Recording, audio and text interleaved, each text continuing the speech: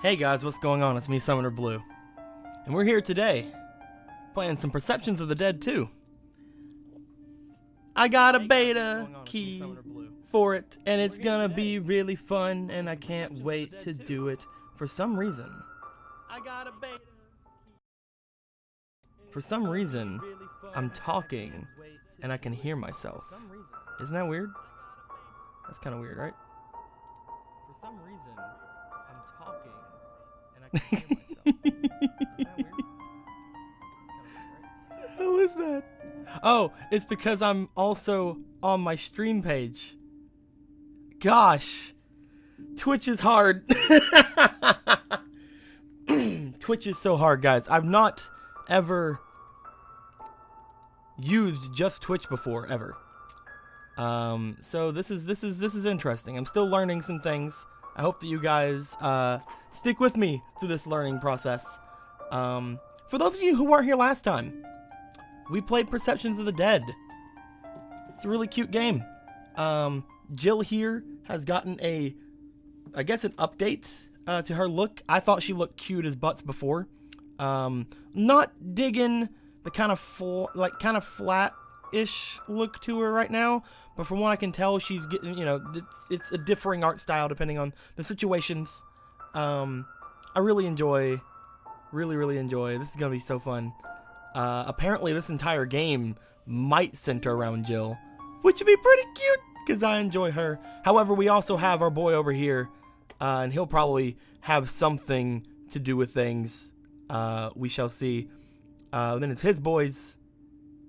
And then it's this chick who showed up at the very last part of it. And then there's this guy who found out was a ghost. Look at his eye! Gosh. It's gonna be fun.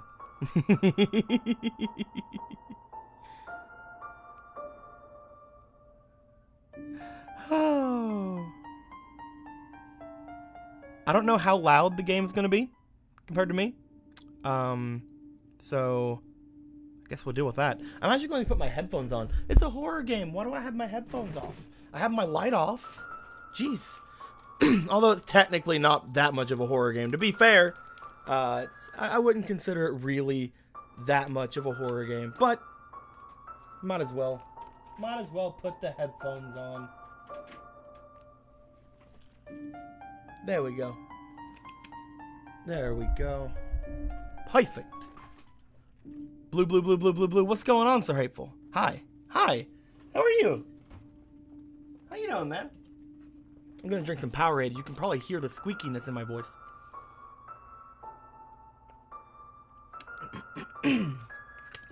That's because I slept without a blanket last night, and my throat hurts a little bit. But that's fine. Let's play some games.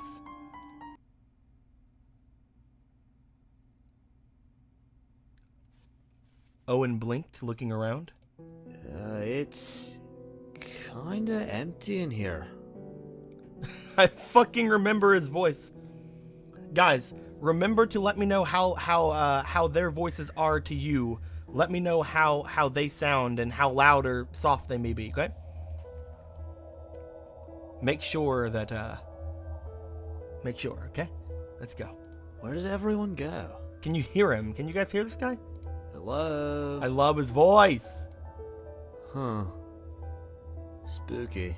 Spooky. Oh! Ah! It's our boy! Whoa. Creepy costume. You look like an off-brand Jason. Still, totally pulling off the slasher vibe, though. Thanks. Oh shit, did Omega Sci-Fi actually send someone? It's good to see that we're starting to build some bridges, right?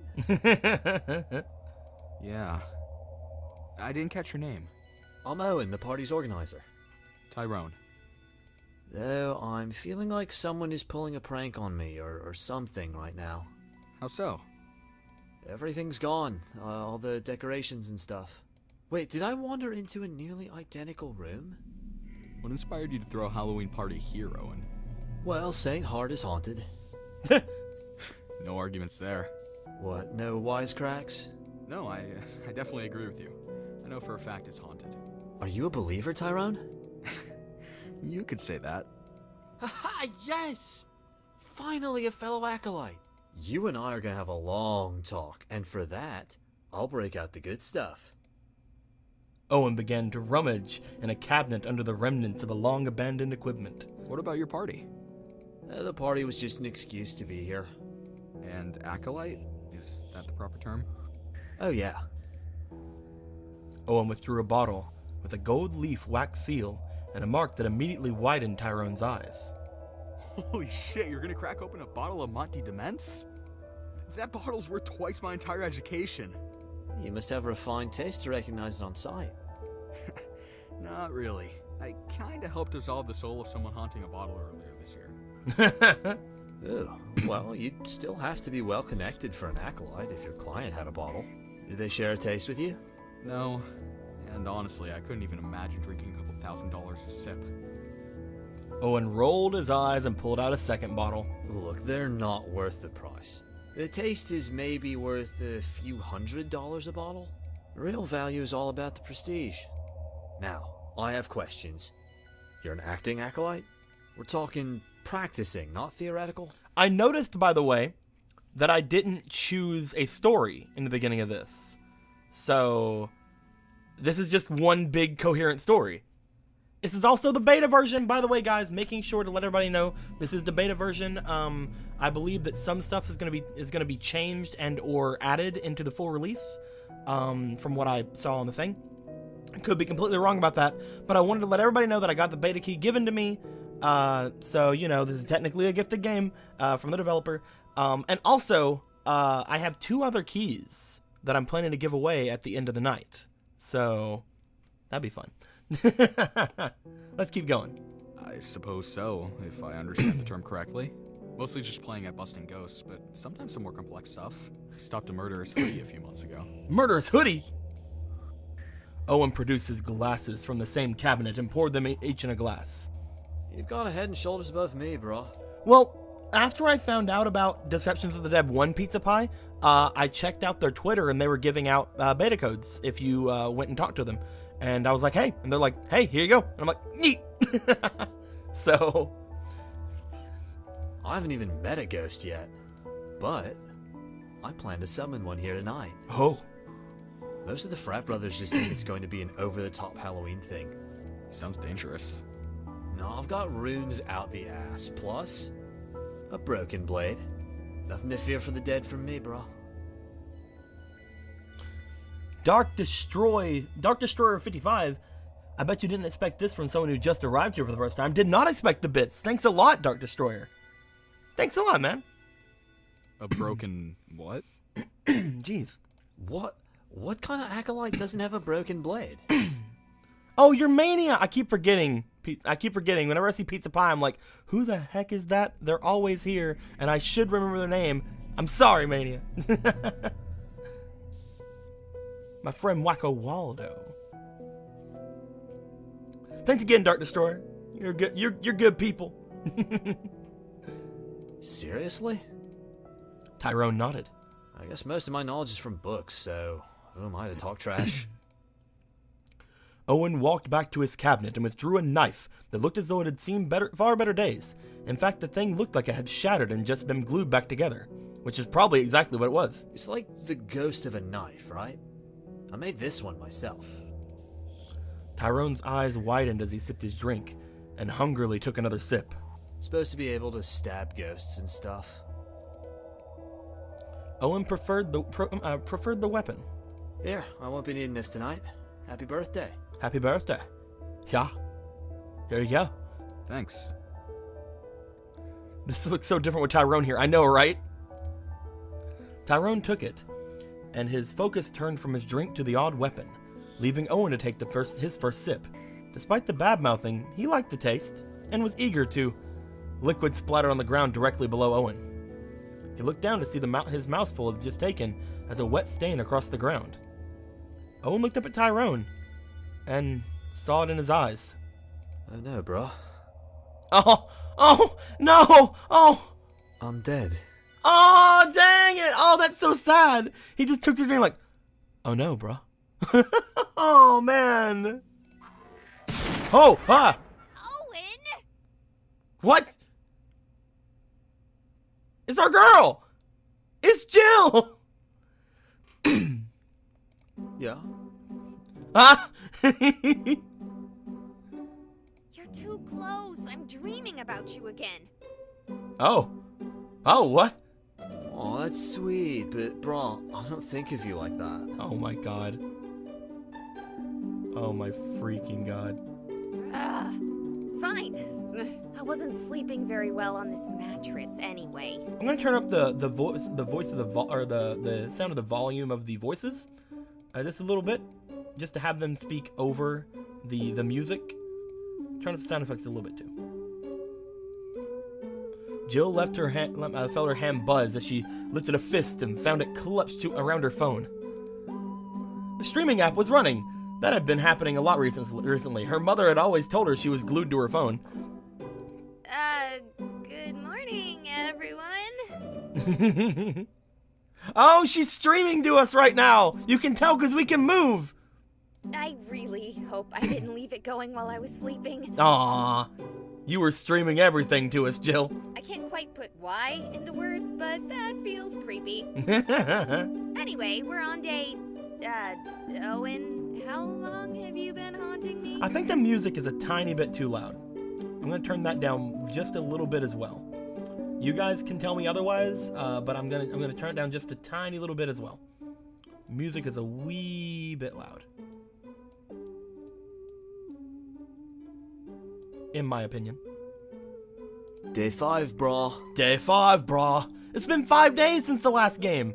That's around how long it's been for us, right? It's been about... When did we freaking stream this last? Guys, I need your help. Get onto the YouTubes or the Twitches and tell me the exact date.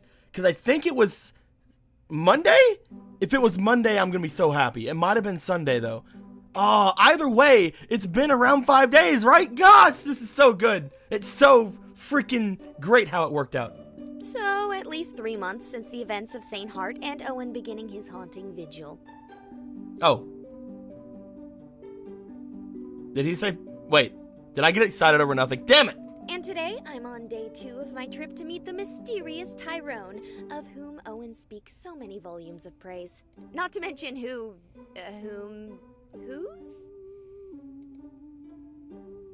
Don't take this from me, guys. Jill paused. The guy was in my dreams. My Owen dreams. So, at least I know now that he probably exists and isn't some weird joke made up by Owen. Back to the original point of my commentary here. I'm almost there, and I'm about to wash my face and get back in the car for the last leg of the journey. I wouldn't do that if I were you. Do what? Drive? Do we not want to see Tyrone today? No, brah, I wouldn't wash your face. Jill cocked an eyebrow and turned to her phone. Is something wrong? There's something in the bathroom. GTFO. Oh, we have to... Wait. What? Oh, that was us talking, I guess? Neat. Run, there's a crack ghost in the bathroom. Run. What? What? What do we do? This is... Guys... You guys are the audience here. What are you telling her? What are you gonna tell her to do? Are we running? Are we exclamation marking? Are we running? I don't think any of these really matter, to be honest.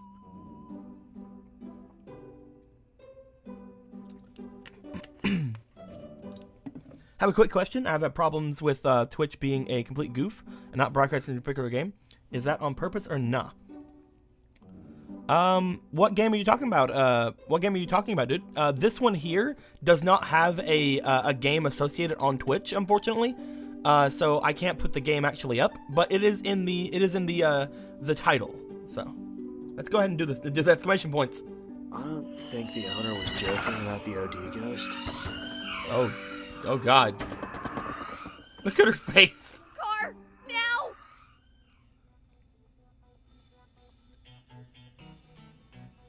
It begins! We have an achievement, boys. It begins. Are you entirely sure this is it? Oh yeah, totally. This is where Tyrone said he lived. Oh, look at how cute she is. And how long ago was this? Like just last Halloween. Owen. I was there last Halloween. I didn't meet any Tyrone. Unless you mean Andy.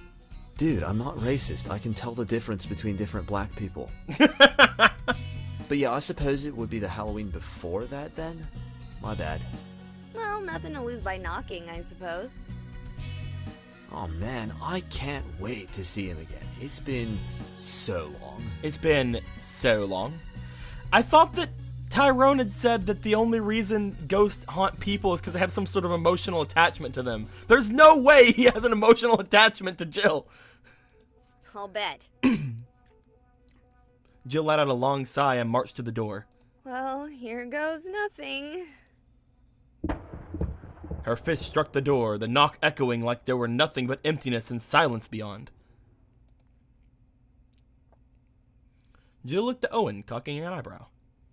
That's abnormal? Or perhaps part of the new normal?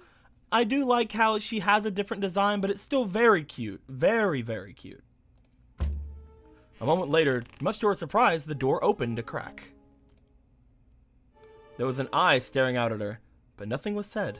Hi, I'm here to see Tyrone. He's not here. He's not here. Is he out? When will he be back? I do not know. Well, according to her, Owen was fucking completely wrong about that time frame, and it's been like 3 months, apparently. I don't know if I trust that, but, you know, who knows? Did we, interrupt a robbery on accident or something? If you're in his house, seems like you should know. She only laughed. He's missing. He has been missing. Gosh, pooping darn it. Gosh, pooping darn it. Really? Look, I don't know how to ask this, but do you know if he has any, Work references? Say work references, bro. Say work references, bro. work references? Someone who works with him. Our dear Tyrone works alone. What he does is not the type of employment one can simply apply for. Only fate or misfortune can conspire to find you doing what he does. You mean hunt ghosts? The eye blinked in surprise. What are you talking about? Oh my gosh, I don't care! Fucking oh my gosh, I don't care! Come on! Look, I hear he can help me. And who did you hear that from? My ghost. Jill thumbed toward Owen. You can see him. You can see him? My ability to see him is not surprising, but he is nothing more than a fragment, a shadow of a full spirit. He is not the kind of thing a human should be able to see. Unless... The eye seems to size Jill up as though only seeing her for the first time. Unless you, like our dear Tyrone, have torn down the veil between life and death. Well, maybe. Tell me, girl. Oh. Can you now see the truth of your own world? Yes! She is so fucking done with this. Ah, yes! God! But can we drop the mysticism? I just want to detach Owen, or something. Rude. I don't even care if I have to deal with seeing ghosts. I can deal with that if it comes to it. But I can't deal with being personally haunted. Do you really think living with the sight is so simple? If you can see them, they can see you. And not all of us are so... passive. She gestured towards Owen. Us? Oh gosh, pooping poopy darn it. Oh gosh, pooping poopity darn it. Am I standing, talking to an empty doorway? I'm gonna need Tyrone to teach me to spot the difference. Jill turned to see a mailman whistling as he put mail into the box out front. He gave a short wave. Beautiful day, isn't it, ladies? Absolutely. You have a good one. You too. Or not? What did you mean by us? Oh my goodness. Oh! As Jill's eyes returned to the house, she saw it. That impossibly long hair was everywhere, twining like vines around everything, everywhere. painting the entire inside of the house in shadowy, snaking hair. What are you? Me? I'm nothing special. Well, that's not entirely true. But I am nothing more than a very powerful ghost. Very old. Jill's mind flashed back to Raven for a heartbeat. Oh, that makes sense. It's you that is so odd. A human with almost no power, and yet without any trace of the veil. Why is that so weird? To be honest, it happens more often than you'd think. It's just odd that you're still alive. Yeah, everything is completely fully voiced in this game, Dark Destroyer. This is the beta version of this game. The actual full version apparently is going to have everything in it. I think this one may have some things taken out. Yeah, it's going to be pretty good. Even things like me have to hide in safe places. Jill cocked an eyebrow. And this super mundane looking house is a safe place? It was. It's only a matter of time before the world realizes Tyrone isn't here anymore. And Tyrone, is he like me? No. I couldn't even begin to tell you what Tyrone is like. His very presence was able to make this a haven. But now he's gone. And soon it won't be. Well, that's just awesome. Their conversation was interrupted by the arrival of a car, from which emerged a man who was large in every sense of the word, save height. Ripley, who are these two? He can see Owen too? Yes. I don't really know what he is either. I suspect he's another anomaly created by the power of Tyrone. Hello? You gonna make introductions? Will you stream the full version when it comes out? Perhaps. It depends on how much actually is missing from the game. Because if this is basically a full version with, like, very minor things different, I probably won't. But at that point, you know, I'll just probably play it myself. I don't know how much of a game this is. All I know is it's very near, out at this point, so... I didn't ask their names. Figures. I'm Marcus. Jill. Name's Owen. Nice to meet you, brah. Nice to meet you, brah. Marcus shook both of their hands and paused. Oh god, it's a SoCal frat boy ghost. Just living that SoCal lifestyle, brah. Look, we'd love to help you with your ghost problem, but this is normally Tyrone shtick, and he's missing and we're about to leave to find him, and I seriously doubt this guy's dangerous. Ripley, is he dangerous? No. See? You're great! We gotta go. Ripley, can you, grab the bags? The bags rose from just inside the door and drifted outwards, carried by writhing strands of shadowy hair. Yeah, thanks. That's totally what I meant and not creepy at all. Marcus hurried back to the car. You should come with us. I'm sorry, what? It won't be safe here for long. And it's only a matter of time before you catch the attention of something dangerous. And you'll protect me? I cannot promise that, but you will be safer. Yeah, but what do you get, brah? Ripley slowly turned toward Owen as though surprised to even hear him speak. You'll keep her safe, but why? Huh. Because I don't want to just let her die. And if you're desperate to hear a more selfish reason, I suppose I could use a second set of eyes. Can't Marcus see ghosts? He saw Owen. Whatever he is, it's intermittent, unreliable. Give me a moment. Okay. Jill hurried away, standing beside her car. She pulled out her phone. In a moment, she had it on and streaming. Okay, Ghost Ex Machina. I'm sure you heard all of that, so let's cut to the chase. I think that the last version of her like this was a lot cuter. I do dig the new art style, but I feel like the last version of her looking at her phone in the first game was so much cuter than this one. It's still extremely cute, but I feel like it's too complicated now. You know what I mean? Like simpler was a lot better before, in my opinion. But you know, it's still really, really cute. Your guidance got me this far, and from the sound of it, my random tests with you over the last few months are the only reason I haven't run into something dangerous. So, what do you think I should do? Should I go with them? There's only one option.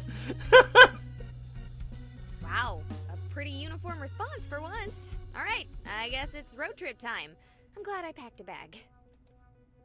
Turning behind her, Jill yelled. Hey, Marcus! Pop your trunk! I need to put my bag in.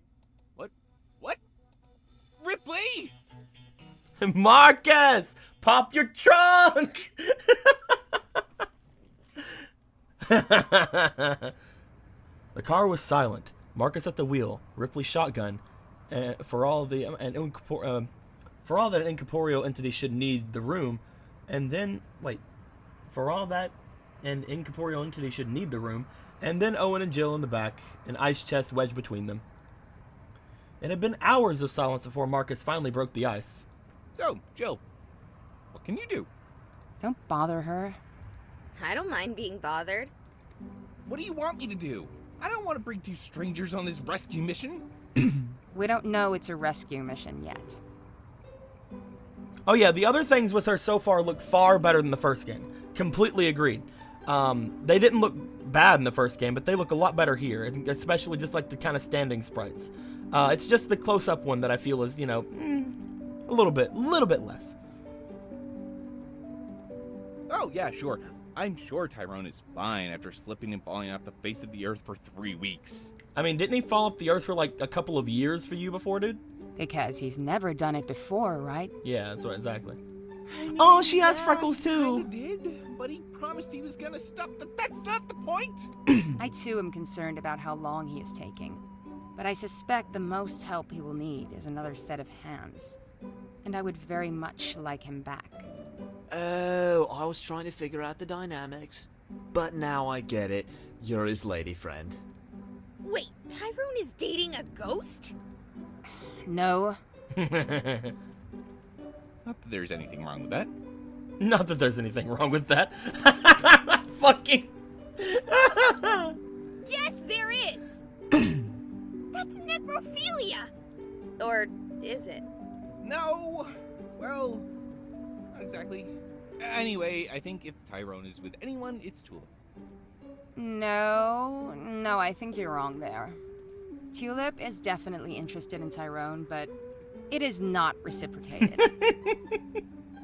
Who's Tulip? Oh, Tulip is the ghost of a suicidal teenager who's been haunting him for the last few years. He's dating a teenager? She died over a decade ago. She's almost the same age as him. Also, no, he's not dating her. I feel bad for her dying so young, but he is very much turned away by her youthful appearance. Well, that's good. Or is it? To be honest, not really something I have thought about much. Come on. It's not fair to Tulip. It's like I always say, life isn't fair, brah. Isn't fair, bro. Still, I feel bad for her. She's way into him, and she's really nice. Maybe you should date her. No, dude. See? She's too young looking. That's not why. I have no idea who you're talking about, but I have to say the fact that she's dead should be the biggest barrier, not how she looks. I really don't see why dating a ghost would be bad. I mean, it's on life, not death. That's all fair and good and all, bruh, but who's that guy in the middle of the road? Oh, whoa! What? Holy shit, Huh? Owen! What? Owen! He took Owen! They took Owen! Drive. Don't stop. That thing will kill us all if it catches us. Is that one of those things that Tyrone killed before? The thing that freaking was gonna kill freaking Tulip? What the hell happened to Owen? Owen is gone. Marcus, go! Oh, no fucking way! He's still alive! Look, he's still moving! Marcus, drive! Ripley, take the wheel. Oh shit! Marcus is a badass! Oh shit! I'm not dying for this. You're already dead, aren't you?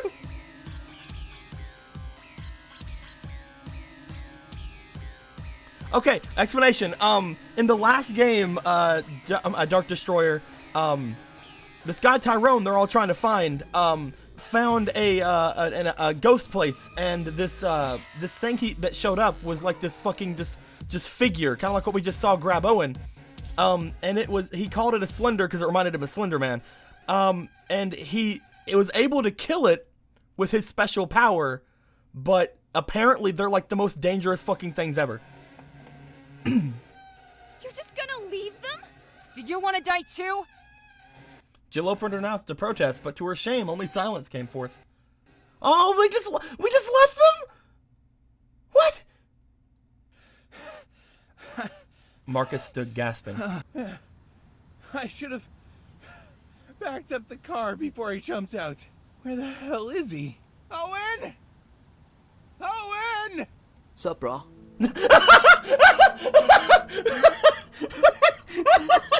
Sup, bro? Owen! Owen, you're okay? Oh yeah, sorry I fell out, bro. Sorry I fell out, bro. Fell out. Owen, you were dragged out. Nah, man, just caught a snag. Nah, man, just caught a snag. Where is the thing? Thing? You freaking the big white thing! Me? You? You know what? Never mind. I'm glad you're safe. Oh, them lulls. Them lulls are hit me in the feels lately, but I do appreciate them. Oh, I skipped one. Marcus let out a sigh and turned back the way it came. The red lights of his car were long lost to the distance in the night. Well, Owen, I suppose we're going to have to walk. Oh, no worries, bro. I love hiking. Marcus turned to Owen with a grim expression as the man hovered beside him. I'll bet. Marcus took one last deep breath, tasting the air, noting the cold, empty scent of a pine forest. Let's get going, I guess.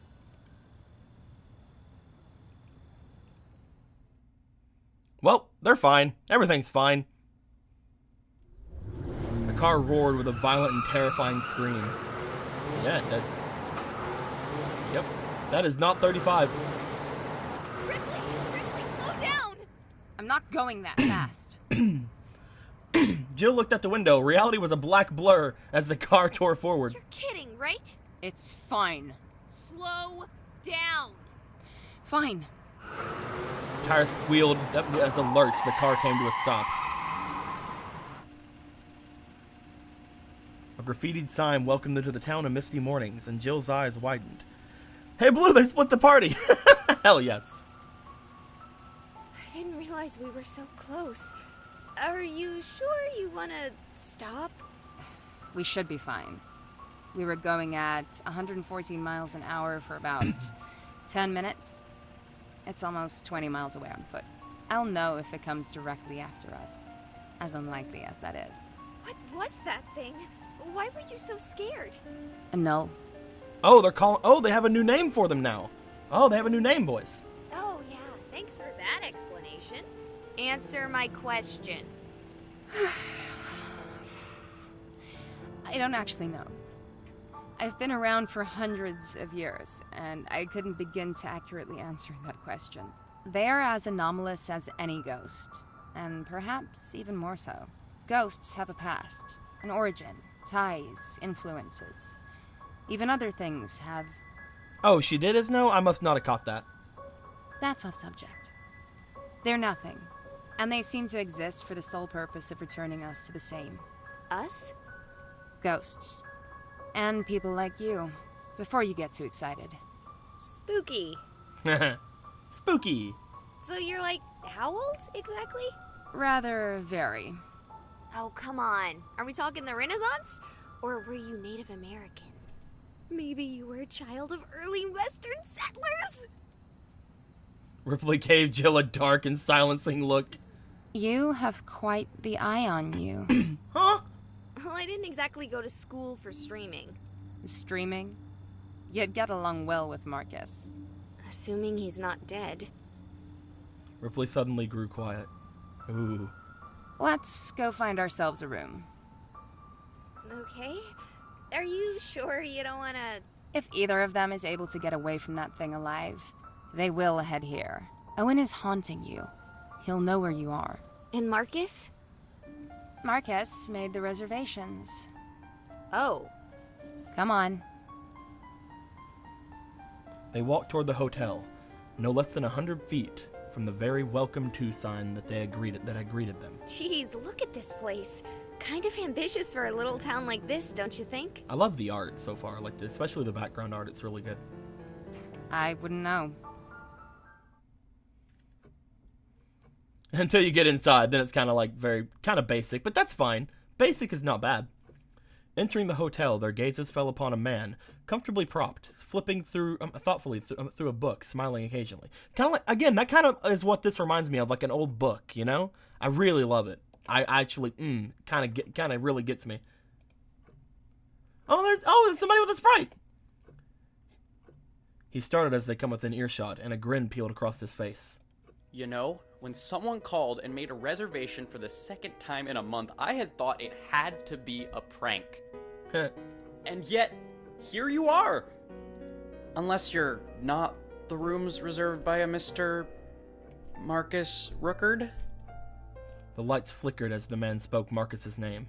I'm sorry to say, the wiring in this old place has a problem or two. Something to do with the fact that I can count on one hand the number of guests we've had in the last 10 years. I mean, until earlier this month, that is. Well, that seems like a poor business model. Are you filming me? Sorta. I'm streaming. Should I stop? Not at all. And to be honest, it's not. The business model, I mean. Were it not for the hotel's very complicated history, I imagine the taxes alone would put it under. However, due to one twist of fate or another, the place persists. A mere shadow of what it once was, but still, it persists. Very poetic. Are the rooms dusty? Most of them are, yeah. But I cleaned the entire floor we currently have open. Back to my earlier question, is either of you Marcus? We're with his party, yes. 2 rooms. He indicated single beds, but I just roomed you in kings. Not like we lack for space. That should easily fit a couple. I assume either you two or... I need my own bed. I don't really know about her, and there are actually 4. Well, there are more rooms if you'd like. They come at a cutthroat rate this time of the off-season. I'll pay for my own room then. 3 rooms it is. Come with me, please. The men led their way through the hotel. This place looks like a movie set. As long as you're not thinking of The Shining, you might be right. You'd be impressed at the number of films you've never heard of that were filmed here once upon a time. Not that I really know any of them either. I just know the history. Part of living in a town like this one, I suppose. Like this one. A ghost town. I mean that in every sense, too. Oh. During the spiritualist boom of back before my grandfather was a baby, this town was popping with such types. And from there, it's just slowly died. Businesses growing and wilting, families going to where they can find opportunity, leaving behind shells of civilizations. You do like to wax poetic. Oh, yeah, I'd have been out of here myself if I hadn't decided poetry was a good use of my college education. Not that I've minded terribly. We actually have enough people that we were able to create municipal fiber. Wi-Fi's connected to it. Oh, The Shining's your favorite movie? Dude, awesome. Name is Vacancies, and password is Too Spooky For Me. Anyway, here are your rooms, 412 through 414. Thank you. Thanks. I noticed we skipped 411. Is someone in there? Ah, yes, the other patron whom I mentioned arrived earlier this month. Not gonna lie, haven't seen him come or go once, but he set us up to auto-charge his card daily, and he hasn't checked out. I don't think he's been sleeping here, but his things are inside. I'm sorry, I really probably shouldn't be talking about all this. Does Hotel Boy have a name? Apparently it's Hotelier. Hotelier? Actually, he's why we're here. Tyrone, right? The Hotelier cocked an eyebrow. He was here for business, and we haven't been able to reach him for weeks. For business? Why do you have to say it like that? Are you drug dealers? Are you drug dealers? What? No! Well, what kind of business are you talking about? Ghost hunting. Ghost hunting. Jill inclined her head to her camera. The Hotelier's grin peeled across his face like a whip. Okay, look. This is gonna be super unprofessional, but despite how bad the economy of this place is, I love living here. You wanna know why? Hotelier gestured around. The lore, the history. This hotel alone makes St. Hart Hospital look like a middle school haunted hayride. Hey, he mentioned St. Hart Hospital. Oh, yeah? So, you know how I thought Marcus Rookard was a prank? That is because of the history of the Rookard family here. You don't say. Long story short, the entire clan killed themselves so that they could rid the town of its ghosts. Oh. Only, as such stories go, they only made the problem infinitely worse. I have to apologize. That telling really doesn't do the story justice. But it's late, and not to be rude, but your friend looks like she needs some sleep. I'll tell you the rest if you'd like over the continental breakfast, which is actually where I just grab some fruit and bring my waffle iron from home. See you in the morning. Thank you. Thanks for all the information. I look forward to getting more. The hotelier excused himself, and Jill put down her phone. You should sleep in the same room as me. What? I need to be able to reach you quickly if the Null catches up to us. Then why did you let me waste money on an extra room? No, that was smart. I should have thought of it. We don't want to give him the impression that something is off about us. Other than the fact that we're ghost hunters who keep the company of ghosts? Mm-hmm. Yep. Okay, fine. I'm sleeping in lucky number 13. You're welcome to watch. That was my plan. You're lucky I'm used to it after 3 months with Owen. Before that, though... Okay, ghouls and gals, I'm signing out for now. But if your ghostly powers should be capable, wake me up if an ancient evil comes for me or something. Jill Count, signing out. Jill tucked her phone away. Who are you talking to? I have no idea. Ghosts watching my stream, apparently. Lots of them. She thinks we're all ghosts! It's because we're like interdimensional or some shit. Some with bank accounts, too, if the fact that I'm still getting paid says anything. I've never heard of something like that. Look at me, shocking the 18-million-year-old ghost. Look at me, shocking the 18-million-year-old ghost. That's nice, I'm going to bed. I don't like cars, and I've been driving since 6 a.m. Jill marched into the room, locked the door, and fell flat on the bed, asleep before she landed. I'm still outside. Just because I can walk through doors doesn't mean I want to. Rude.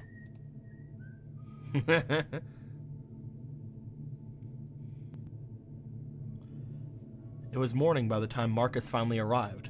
Now there's snow! There was no sign of the sun yet. Oh, thank God. Good hustle, brah. Good hustle, brah. I hate you. That's just the bad vibes burning away. Oh, we should do this tomorrow. We should do this tomorrow. I will kill you.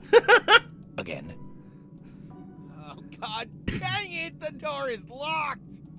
If the girls got here safely, they could let us in. I'll go find Jill. Good call.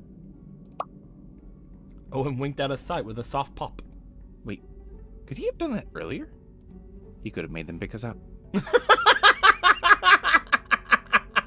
He could have made them pick us up. I hate him so much. Light the brazier. Preparations are made.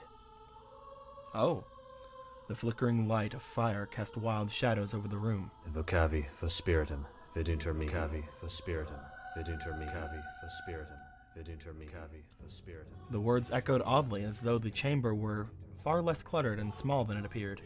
Advocavi for spiritum vidinter mihi for spiritum vidinter mihi for spiritum vidinter mihi for spiritum vidinter mihi. This time the echo was violent and distorted, coming back with force. Advocavi for spiritum vidinter mihi. The earth began to shake, and even the air seemed to move, listless with worry. Advocavi for spiritum vidinter mihi. Silence and darkness, and then a voice she would never forget. Why have you awoken me, bound one? I'm here to wake you up, brah. Jill, wake up, wake up. Jill started awake, Owen's eyes meeting her own. Good morning, brah. Owen, what did I tell you about waking me up? Yeah, I know, but like, Marcus is outside and he's just run a few kilometers short of a marathon, so I thought you'd want to let him in. Marcus! All at once, reality caught up with her and she threw herself up. Marcus is alive! And you are too! Kinda. I'll go let him in. I forgot you were there. Ripley didn't reply as she vanished into the shadows of her own hair. That feels weird, even for a ghost. Bro, why is she allowed to watch you sleep all creepy from the corner, but I'm not? It's because I'm a boy, isn't it? It's because I'm a boy. That's called sexism, brah, and that's not cool. Jill threw the blanket over Owen, passing through him to little effect. Rude. What time is it anyway? Real early. It's still dark out. Ugh, I'm gonna regret getting up right now. Yeah, early to rise and all that, brah. Rising before the sun sure doesn't feel healthy. Well, we're pretty far north. If you waited for the sun, you'd miss most of the day. Yeah. Jill put on her jacket as she got out of bed. Oh, she has a jacket on now. Let's go check on Marcus. The chill burned her face as she left the room. She hadn't noticed it badly last night, not with everyone coupled with her exhaustion, everything coupled with exhaustion. But the difference between the heated room and the spacious foyer was like heaven and hell. Only perhaps reversed. What was that? Just thinking out loud. Jill's breath fogged as she froze mid-step. It's so cold in here, it looks like I'm smoking. Look, I'm like a pothead. Owen, you're dead. Oh yeah, I guess it's just a haunting then. Spooky. Jill stood there as she looked around, the air thickening with a misting cold. Jill's hand fell to her pocket, her phone was faintly warm. A moment of hesitation was gone as she pulled out her phone and launched the streaming app. Good morning, gals and ghouls. We're here today with a very special broadcast. Our first real haunting since St. Heart. Oh god. And I suppose most, if not all of you, and Owen. Hi guys. I mean, there were a couple of maybes here and there, and that thing I heard in the bathroom that one time you told me to avoid. So don't be weirded out or anything by me panning around and examining the room around me. Panning around! Look at that elf picture! Look at the elf picture over here! Just looking for anything I can't see with my good old ghost sight. My 3-month-old ghost sight. Okay, so it's been 3 months since the Halloween she met Owen. So it's around January, February? It looks super clear to me, brah. Exactly. This fog or mist or whatever, it's ghost fog or something. I'm not exactly an expert on this. Wow, do you think we'll see a ghost? I've always wanted to see a ghost. Owen! Yeah? You are a ghost. Oh. Owen went silent, his eyes distant, contemplative. Jill hoped she hadn't snapped him out of whatever daze let him persist. She needed the company right now. As quickly as the mist had come, it began to fade, accompanied by voices only recently familiar. So I was right. You could have poofed to her at any time. Frankly, I'm more surprised he wasn't dragged behind the car. He may be a bit more impressive if he can... Her words cut abruptly as she saw Jill and Owen walking towards them. You didn't have to get up. I wanted to see if Marcus was okay and ask what happened. Oh, that's easy. I have no idea. When I found Owen, he was fine. Couldn't Owen have told you this? Owen forgets that he's dead sometimes. I don't trust him to not leave anything out. I forget to add sugar to the cookies one time, and all of a sudden I can't remember anything. Like that. That's never happened with me. Like that! That's never happened! It's not uncommon for low-power specters to mimic their former selves while being little above an animal in sentience. Though that would only raise more questions about how he managed to stay behind. I'm super glad that Owen is a mystery and all, but could I ask if you guys saw this spoopy-doopy ghost mist? Ghost mist? Can't say that I have, though I suppose it does feel a little colder than normal. That's a sign of ghosts, right, Ripley? It's a sign that you're scared. It's normal human biology. Are there ghosts in this town like the bellhop said? Yes. Are they remotely powerful enough to manifest temperature changes? Probably not. If it's not obvious yet, I already have a solid theory as to the story behind Tyrone's vanishing act. Oh? Well, do tell. Small town, very poor. No real major businesses. It's a recipe for crime. Tyrone comes in here, bankrolling his trip with the money he makes. Probably did this excursion at a loss.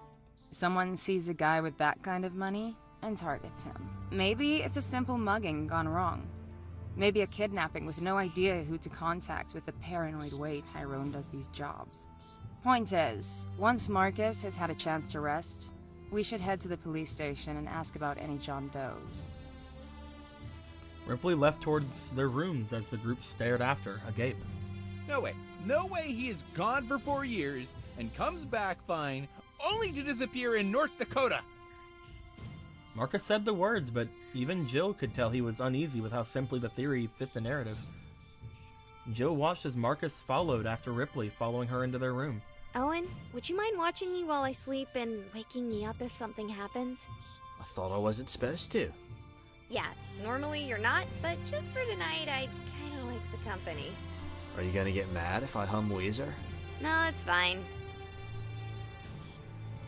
Jill looked at her phone, panning in a circle as she spoke. Well, that's enough excitement for this morning. Going to sleep a bit more. I'll see you in the... Ah, it's Tulip! Jill nearly dropped the phone as she whirled to see what she had thought when she had seen it. A girl, young, in her teens, and at the same time, oh, so clearly dead. Hallway behind her was empty. She knew to trust her ghost sight for such things, and the camera to see the real world around her.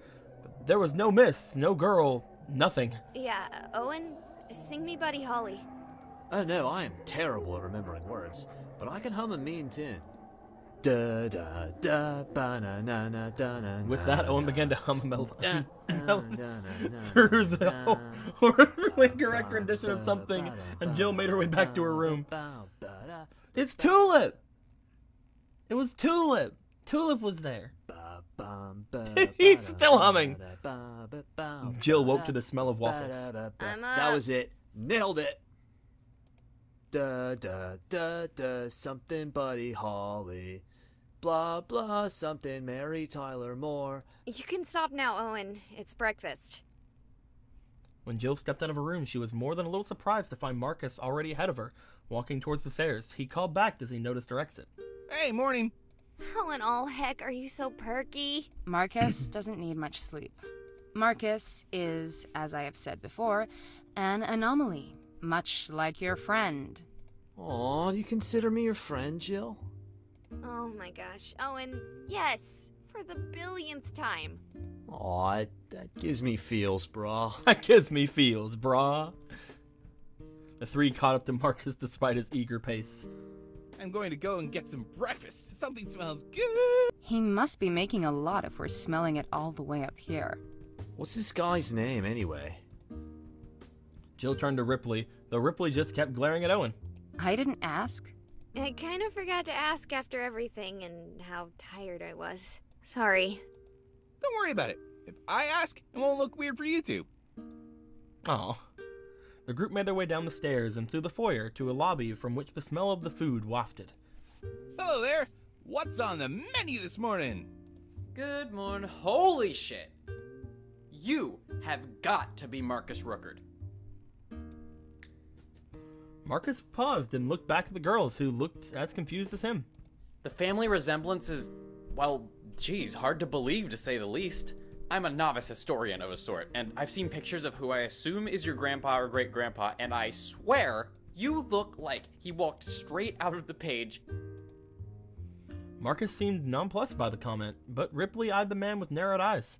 Before any of you get the wrong idea, I'm exactly the age I look. Unlike some of you freaks of nature, I'm not a gore, I am immortal. Marcus then turned back to the hotelier and asked, In a hyperbolic sense. I assume that. Though we did have a vampire convention come through here when I was a kid, so I wouldn't immediately dismiss it. On the subject of breakfast, I hope you're all hungry because I drastically misjudged the amount of batter I would need. I've got about 30 waffles made. Oh, and funny thing about the waffle iron. I must have originally got it from here and just kinda didn't notice thanks to inattentional blindness. The hotelier flipped the waffle, which had the name scribed into it, Rookard. Holy shit, they've literally got my name on them. That's an awfully big coincidence. I mean, the hotel used to be called Hotel Rookard after its owners. I mean, the previous owners. We've got placards to the Rookards tucked away in the basement from before the owners tried rebranding the place. Not that it helped. So, how many you want? I'll take a square 24. I'm not hungry. I want 2 waffles, please. Jill shot Owen a discouraging glance, though whether due to willful or benign ignorance, he didn't notice. I guess I'll just have the last 4. Hotelier was quick to serve them all on a plate, and Jill tried not to watch Owen's attempts to eat the meal. Fortunately, the hotelier himself was far too enamored by the sight of Marcus to notice the attempts of the ghost to eat. So, I have to ask. Are you here to learn more about your family history? I just find it very odd that you would show up and have no idea where you were. Believe it. I barely even knew my father before he died, and my mother got pregnant after a one-night stand. I mean, I was lucky. She desperately wanted kids, and it wasn't a teenage pregnancy or anything. But my dad didn't know I existed until I was in my teens, and then I only met him twice. Point is, I'm only named Rookard because my mom thought it sounded like a strong name and wanted to give me something of my father's. I wouldn't have known about my family history without you expressly telling me. That and the waffles. That and the waffles. To punctuate the end of the story, Marcus dexterously shoveled 3 entire waffles into his face. That is crazy. I mean, not your story. I mean, honestly, it sounds perfectly plausible. I'm just shocked that you'd end up here on accident. It certainly stretches coincidental plausibility. Well, I don't know about you two gentlemen, but I promised your female companions a telling of the Rookard family history. He can see Owen! I imagine you would have equal, if not more, interest than they, Mr. Rookard. Marcus shrugged. I don't like history, brah. Ignore him. Go ahead. Well, I'll summarize a fair portion of this town's history by telling you that we became really big during the boom of spiritualism in the 19th century. Wait though, wait. He can see Owen. Are we just gonna gloss over that shit? Or are they saying that Owen is special? I mean, they have been saying he's special, but she was really confused that she saw him earlier. This guy can see Owen. Why are we okay with this? Somehow spiritualists one after another gathered here and people flocked to see them. Even after the movement lost steam, Misty Morning was already a big city. Didn't need tourism to maintain itself. It had businesses and a thriving economy. That's not to say it didn't wear its history on its sleeve. Though the popularity began to die down, people still came from near and far to meet the mediums and psychics that the town was famous for, well into the early 20th century. That's where the story starts to turn from historical and more towards myth. You see, the large number of spiritualists here, all constantly reaching out to the other side, calling to the dead, it is said that their actions drew an acutely large number of ghosts here. I don't think it's a game oversight, Dark. I think that this boy, I think he can see ghosts. And I think that these guys are just being weird. If you would believe the stories, they were as common as bugs or rats in a big city. And the more concentrated here, the more they called out to others of their own kind, until it said that the city began to succumb to the hauntings. Factories had catastrophic failings, businesses had misfortune beyond reason, and within a few short decades, it looked like the town had reached a critical point where its spiritualistic past was about to end any chance it had at a future. Makes sense. Jill looked at Ripley incredulously. Makes sense? What makes sense? Did she know something Jill didn't? Darn her! Well, Jill had questions. I assume that's when the Rookards became involved? Exactly. The Rookards were a prominent family in the town at the time. They had investments enough that if the town fell, they would be left paupers. So, it is said, they gathered the remaining spiritualists and all manner of arcane and eldritch texts and began work on something. Unfortunately, it's at this part that everything gets really hazy. They did something, a ritual of some sort. That much is in police records. around half of the family killed themselves in that ritual. The other half began roaming around town like some Pinkerton Union breakers. After that, there's a lot of miscellaneous information I can direct you to, but one thing is clear. The ghost problem was gone. What? Why? What did they do? I don't really know. Something about the ritual cut sightings and happenings down to the rates of someplace as mundane as Smallville. Smallville isn't a real place. Also, what's a Pinkerton? It's a historical reference. If you understood the Union Breaker part, then you understood enough. Anyway, the damage was done, unfortunately, and the town has been slowly crumbling for the last century or so. We've got a city half the size of Detroit with the population of Podunk, Mississippi. Jill started as of all people. Marcus broke his silent eating with a question. Were there anything different about the sightings after the ritual?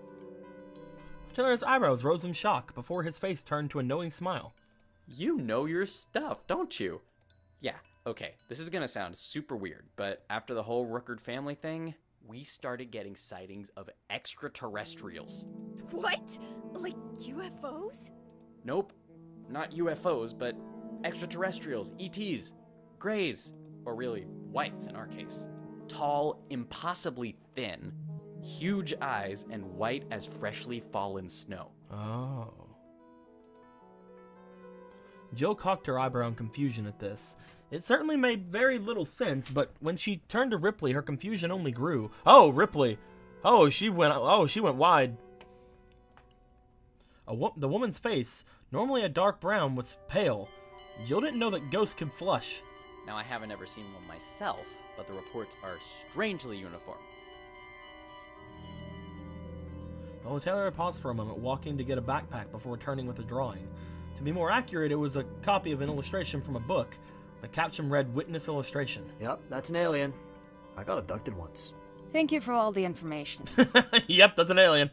No worries. I know a lot more if you need to ask. I'm a novice historian, as I said, though really only for this town. Here's my number. Jill took the preferred paper. I do most of my real job here in this lobby. Feel free to come by if you want to talk, or call if you're around town. Or, if you'd like, I can come with you and play tour guide. No, we'll be fine.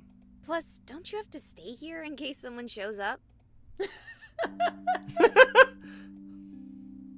Taylor laughed and then realized Jill had been remotely serious. No one's gonna be staying here anytime soon. Well, we'll think on it. Thanks for the breakfast, dude. Yeah, good cooking. You didn't even touch yours. Huh. Jill could see that Owen was drifting towards an existential crisis. Well, we gotta get going. Lots to do today. See you later, man. Peace, brah.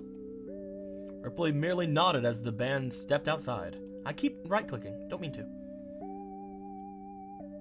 Well, I suppose we should hit up the police station first, right? Yeah. I'll go with you and sneak past if we need to look at restricted materials. Jill, you should go and ask around town. Find shops. Ask if anyone has seen a creepy guy in a hood wandering around town. We might get lucky, and I'd like a second set of eyes looking around town for anything. I don't really want to sound like a coward, but are you sure you want just me and Owen wandering around trying to find whatever kidnapped Tyrone? Owen's just freaking floating across the screen. Where are you going, Owen? Owen, where are you going? He's just coming back. Cause I'll be honest, I came to him for help and somehow let myself kind of get roped into helping you find him. Point is, if I find whatever got him, exactly what makes you think I can do anything about it? Ripley paused. A fair point. I suppose it would be fine for you to stay with us, if you would rather. I would prefer we make short work of our search by splitting up, but I don't want to press upon you any undue danger. You talk funny. I'm old. And she's well spoken, brah. And she's well spoken, brah. Dude, I think he's starting to like me. Ripley began to walk. I'll see you inside if I see you. Someone needs to rein in Ripley, though. Marcus hurried after her. Okay, I'm waiting for Jill. Jill waited a moment as Marcus and Ripley left earshot, and then her phone was out.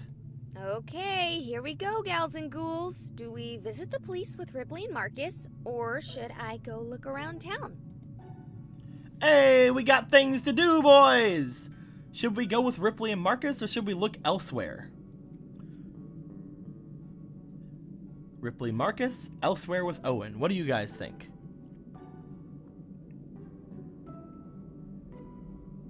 I love how she moves when I do this. It's like, tell me! Tell me! Tell me! Ma! It does remind me, actually. Am I still, Yeah, okay. I do have that on. Good, good, good. Alright, we got one elsewhere, one go with them, another elsewhere, split the party. We're going elsewhere, boys. Jill waved to the others and scuttled off back to the hotel.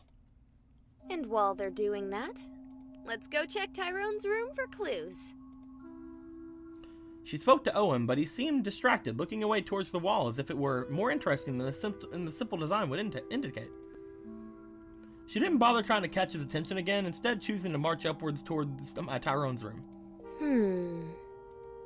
Owen, can you go inside and check for clues? Okie dokie. Owen thumped against the door once with all the force of a dazed moth and then seemed to slide right inside it. He fucking just plowed into the door before going in. What the fuck? Jill waited a moment, then idly turned to her phone. Full bars? I wonder. Her thoughts did not last long before resolving to action as she began to tap furiously. No, heavenly potatoes, I have internet! Her fingers drummed on the screen of a tempo no music could comfortably follow. Oh, come on. Let me see that follower count. Oh, pretty respectable. For as little as I get to post. What about... Jill's words trailed off into silence as she navigated to another page. Kiki. Oh, look at that follower count. She's like the Katamari ball of streamers. I will catch you one day, you. Oh no, phone, no! Abruptly, her screen bled into all that familiar internet connectivity problems page. Hey, Jill. No clues. Really? Nothing? What was in there? Did you forget what you were doing when you went in there? Yes. Yes, I did. Well, phase back through and pop that lock so I can get in. Oh, good idea. With that, Owen backed into the wood, and a moment later, with an appropriately eerie creak, the door swung open. You ghosts really stick to your stick, don't ya? Jill reached into her back pocket and pulled out a pair of plastic gloves. Let's tear this place apart. Oh, God. Let's tear this place apart.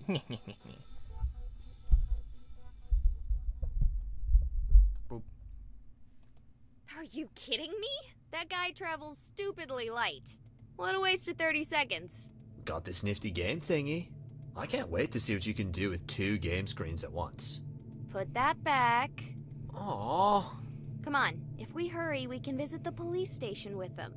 But I want to be an Elite Beat agent. But I wanna, though, brah. But I wanna. None of the group spoke as they piled into Marcus's car. The police station, or perhaps sheriff's office, was close, and they were there before any conversation really had a chance to get rolling. As they piled out, Jill's phone buzzed in her hand. An unfamiliar number was on the screen. Guys, head in. I'll be right there. Roger that. Scream if something terrible happens. Oh, thank you. That's so comforting. Hello? Ah! Tortellini sandwiches, that was loud! Hello? Anyone? Static came back constant, with no reply. Whoever this is, your connection is very bad. Call me back if this is an emergency. Otherwise, bye-bye.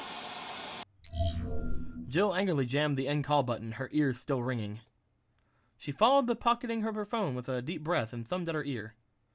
She knew she would never be able to tell if there was damage to her hearing by touch, but somehow touching the offended appendage gave her a sense of relief. Then, with a long sigh and tension leaving her shoulders, she stepped inside. That was nothing. I know we haven't brought in someone like that. I suppose you could speak with the coroner. There was a body a few days back. I never saw it. I mean. The coroner is in today, though, doing an autopsy on some old fellow who had a heart attack at 1,000,000 years old. But the wife was worried about foul play, but she's crazy. But hey, he was free. Might as well, you know. He's downstairs. Policeman turned back to his book. Really? We can just go downstairs? You really haven't ever lived in a small town, have you?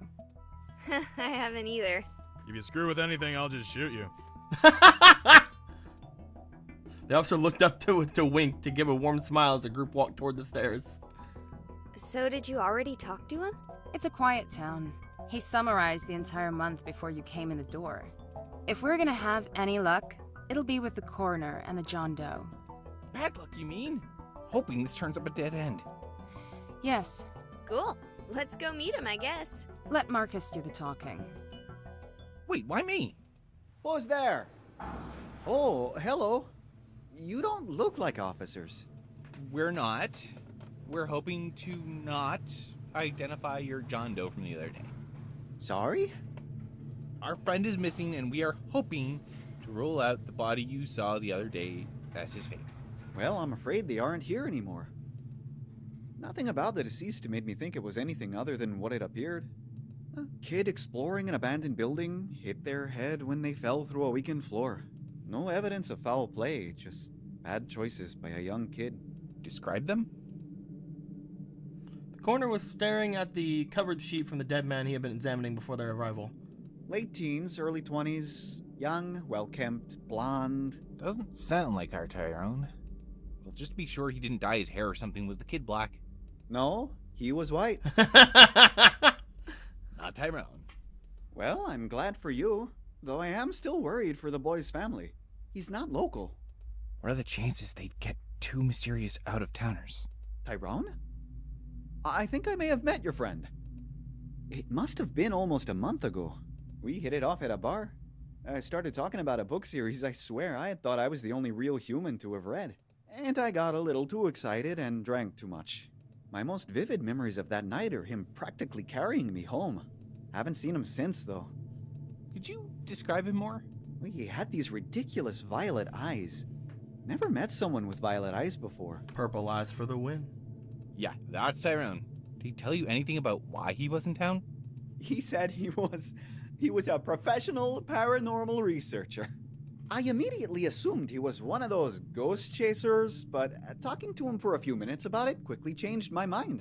That was before we started talking books. But yeah, good to see some real research done in the field. It would be nice if we could separate fact from fiction on these things.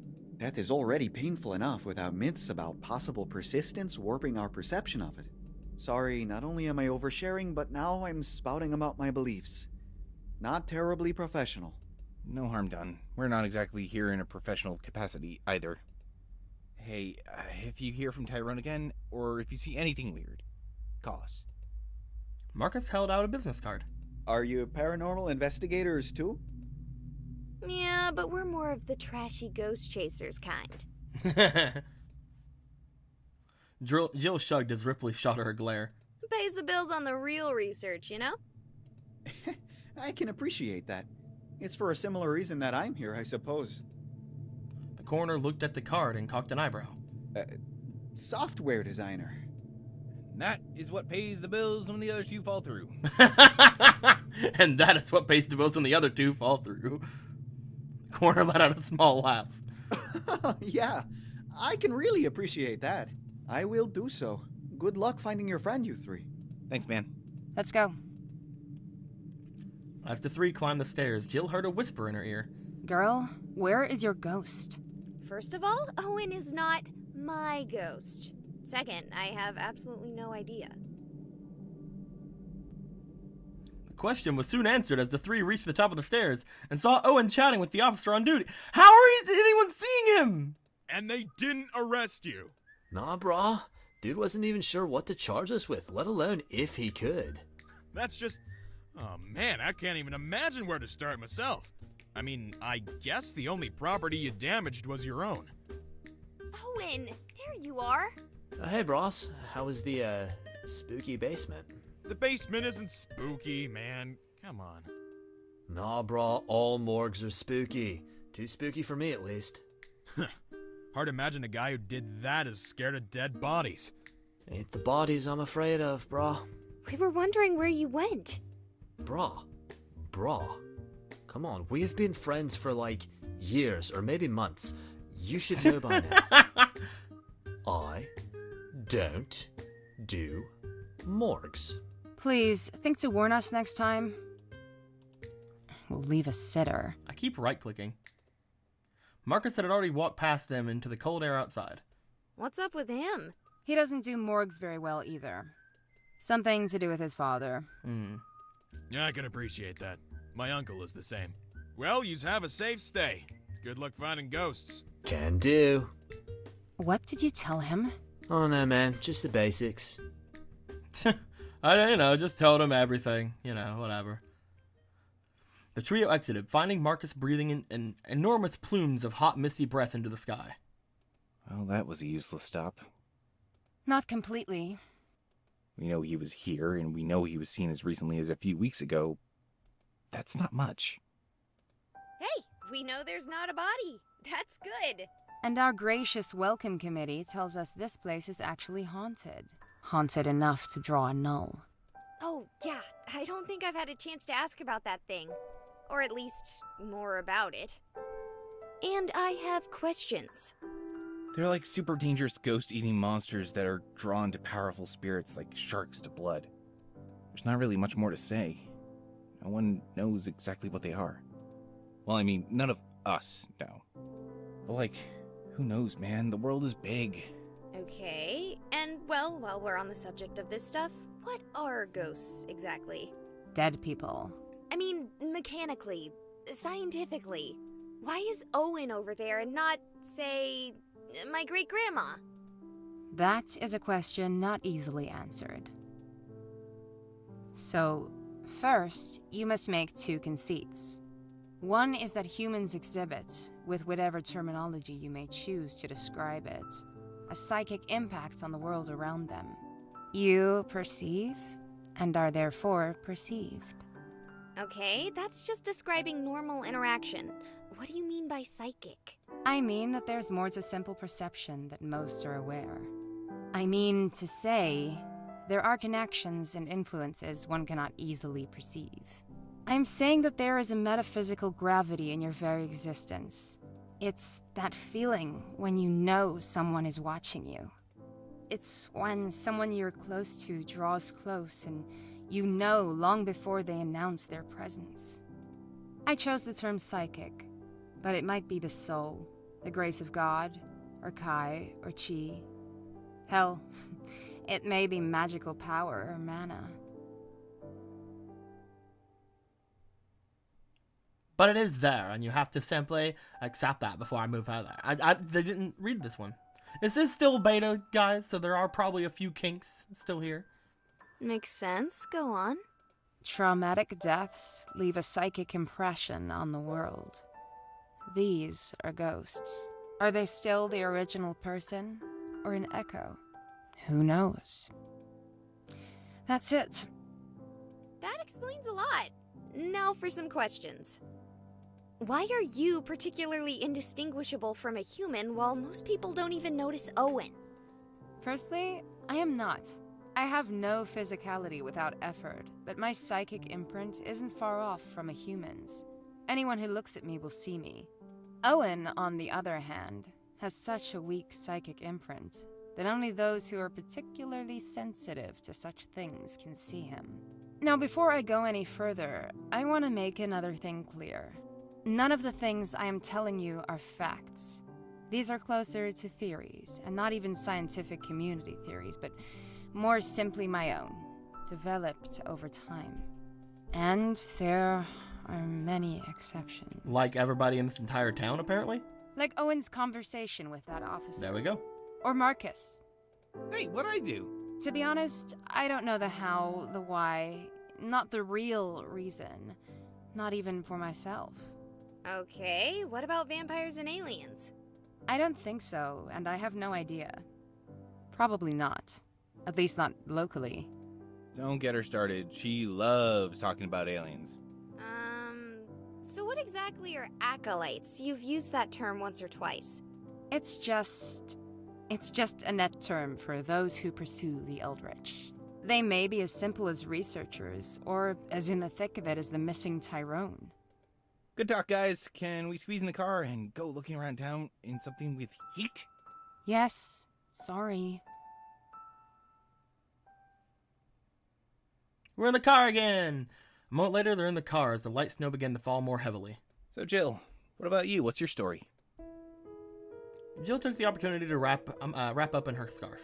You didn't actually tell me your stories. You just told me about ghosts. That is my story. I know Tyrone from when we were kids. Best friends.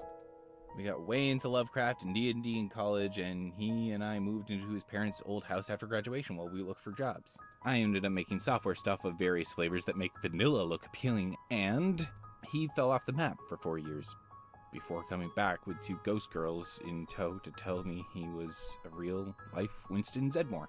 Just for the record, he used Winston, not me. I think he's more of a Peter Venkman. I died a few hundred years ago while working on the Central Pacific.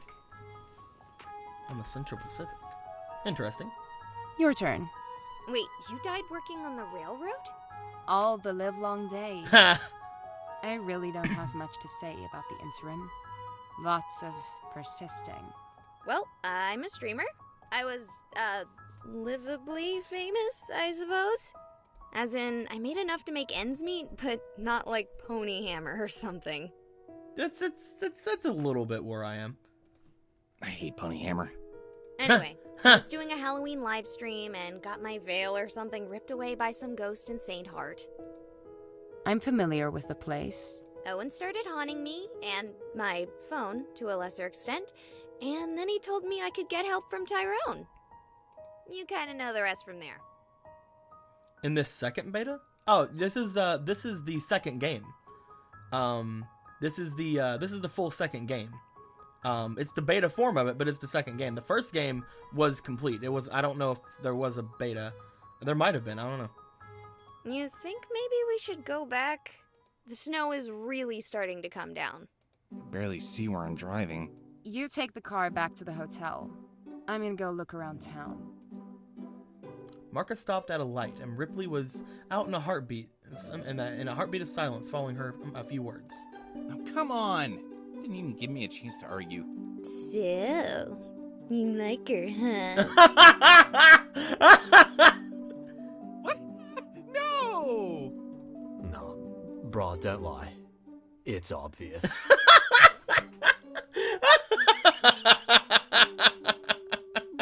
Look, I'm sorry about the necrophilia comments earlier. No, Nope, we're not talking about this right now. I'll go back to the hotel. You should follow her and go clue hunting or whatever. Here's my number. Call me to pick you up or if something happens. Jill cocked an eyebrow as the light changed and Marcus just stared at her in the rear view. Okay. She snatched the card and stepped out of the car, Owen choosing to simply face through the trunk. And then Marcus left, his orange jalopy clanking away to the obscure curtains of snowdrift. Oh man, I know cold doesn't bother me as much as other people, but it is freezing! That's kinda a requirement for snow, bro. Oh, shut your gobstopper cruncher, Owen! For once, Owen did, his gaze looking into the distance. Jill tried to follow, but she couldn't make out anything in the direction, not through the heavy snow. Instead, she took the opportunity to orientate herself. Panning across the whitewashed town, she was shocked to see plumes of steam or fog or mist or... Well, to be honest, she wasn't really that familiar with which terminology should apply here. And then a memory hooked into the back of her mind, and she pulled up her phone. Oh! It's Tulip! Tulip's here! Turning on the streaming program, she looked into the camera and felt a chill far more intense than the snow and saw a figure standing beside her. It was the girl. She watched the video in fascination as the girl began to speak, silent. Oh! Jill fished her headphones and quickly plugged them in, and then she heard the voice. Can you hear me now? Oddly enough, yes. Can you hear me? Something happened to Tyrone. Something happened to me. Oh shit. Everything is... It's hard to think. It's even harder to speak. Then skip the exposition, girl who I assume is Tulip. What can we do? Where is he? Where are you? That is a very intense-looking snowman. Jill cocked an eyebrow.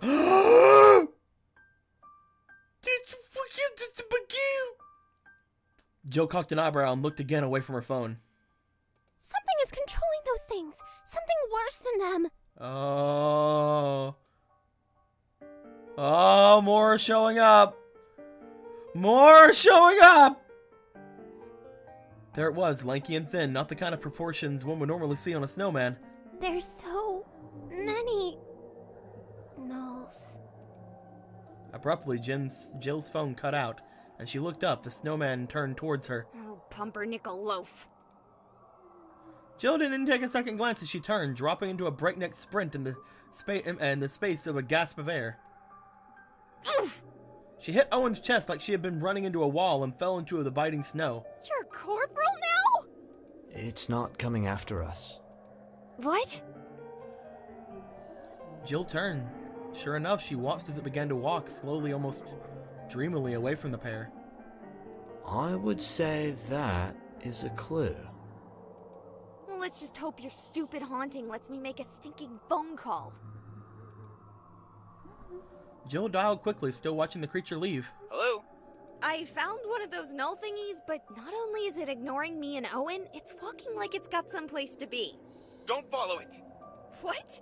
Are you kidding me? Look, those things will fuck you up, dude. It's not worth it. Just, note where it's going, and maybe we can investigate. I'll take that into advisement. Oh, also Tulip says there's something worse than the null thingies. What? Tulip? Wait, no, don't follow it! Jill hung up and swiped her streaming app. You know the drill by now. Do we follow? She's just like, I don't give a fuck. I'll just ask my audience. Jeez, that's so creepy. She looks so cute though, in her scarf especially. Also, I gotta ask, how is the view from my pocket? Do you have weird ghost powers that let you see even when the camera isn't rolling? Yes, apparently we do. Yeah, basically, ghost power scrying with limitations. Follow the Do we tell her?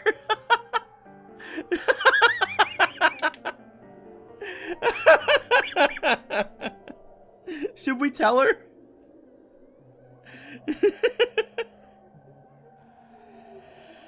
Oh, stretch. Doifum says tell her. Seaman says tell her. That top answer, though, actually tell her. Hell yeah, let's fucking tell her, man. Oh, really? That is good, I guess. I appreciate not having to walk around with a selfie stick. But that's off subject.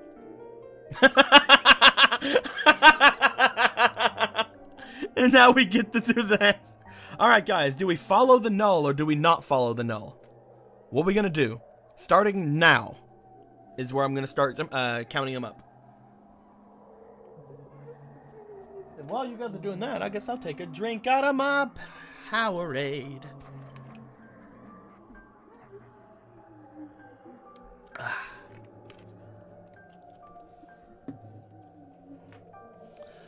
Don't follow, don't follow, don't follow. Okay, follow. Some people, a lot more people are saying don't follow. We have 2 follows and 3 don't follows. If no one else says anything else, I think we're gonna don't follow. I see nothing else so far being put. Are there cons to follow? I mean, probably. They're called nulls and they're creepy, wireframe people. Hey! Soren Lysander, thanks a lot for the 20 bits. Being a huge coward makes you a real hero. I have no idea, Shadow. I think that we should go to don't follow since most people said don't follow. So that's what we're going to do. Right. I don't know what I was thinking. I think it's because I've only been told those things are dangerous, not why or anything. But I really shouldn't be risking my life over, like, nothing. Don't worry, I'll follow it for us. Wait, what? No! Jill snatched at Owen. Her hand passed through like she was wafting through mist. Oh, my potatoes! Owen! You are so frustrating! You don't have to come. I'll be fine, bruh. I can't let you go alone. Ah, fine. I'm coming. Okay, so either way, either Owen was just gonna go or we were gonna go. Alright. Stupid ghost. Jill let out a long sigh. Choo choo.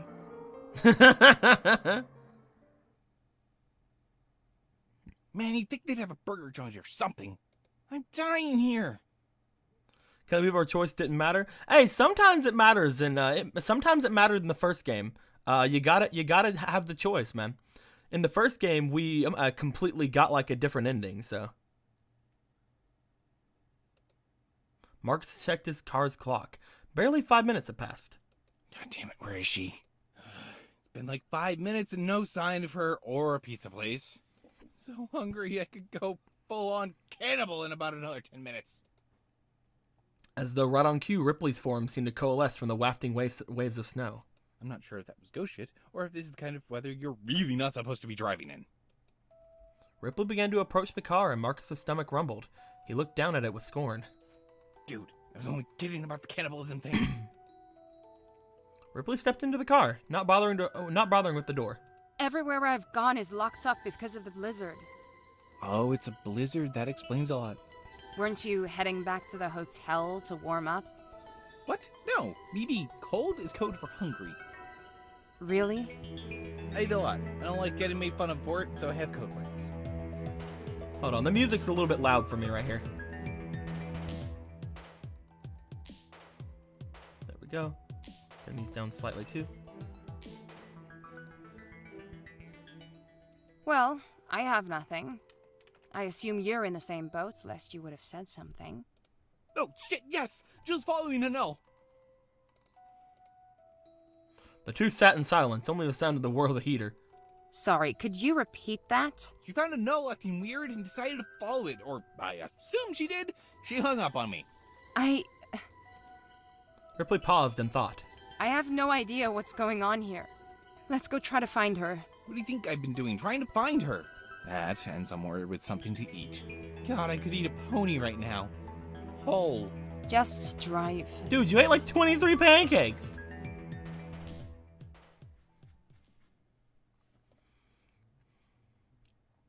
The snow had begun to pick up, along with the wind, and Jill could no longer discern the details of the world around her as the sky and earth blurred in a flurry. What she could see, however, was the null. Hey, Owen, do you know if it's normal to be able to see ghosts more clearly than the world around them? Oh, totally. Things like fog and distance don't affect a ghost because you're not actually seeing them. Your brain is being overridden with their psychic imprint. Jill paused, turning to Owen. Owen, that was frighteningly coherent. Oh, look, brah, more. Jill suppressed a groan as she tried to finish a text. I don't know where I am. It's hard to see in the snow. Is anyone there? Ooh. Ah! Run! Oh! Oh, there's the thing! Oh, she's so cute, though. She's, like, mega cute. Like, far too cute. Beyond cute. And she's disappearing.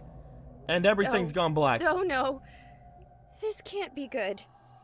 Or normal, for that matter. It's drawing them towards it. Like the beacon from Wreck-It Ralph. You remembered something not from the 90s! Wait, off subject. There's something happening in the middle of town. So much power, even I can taste it. It's like Ma's mac and cheese, brah. Wicked delicious. Oh, God. The creature nearly brushed Jill's shoulder as it walked the pause pair. Oh, God! In that moment, the cold of the night became nothing, and the proximity reached down inside, brushed against her soul. Hi! How are you? She shuddered violently, clutching her chest as her knees gave out, breath seemingly torn from her lungs. It was as though she had taken a deep breath in the vacuum of space. And then she was back! Are you alright? No. Well, no. I'm okay, but that... I'm sorry. We should go back. Jill pulled her scarf up over her face, breathing through the warm fabric, breathing warmth back into her lungs. No, I'm going to see where they're going. Owen's face curled into an unfamiliar smile, and for a moment, Jill saw something more than a dull, glassy stares in those eyes normally held. What if the null earlier... And then it was gone. Cool. Maybe we should call Marcus before sneaking into that creepy building, though, brah. What creepy building? Jill asked, as her knee and then promptly her face met brick wall.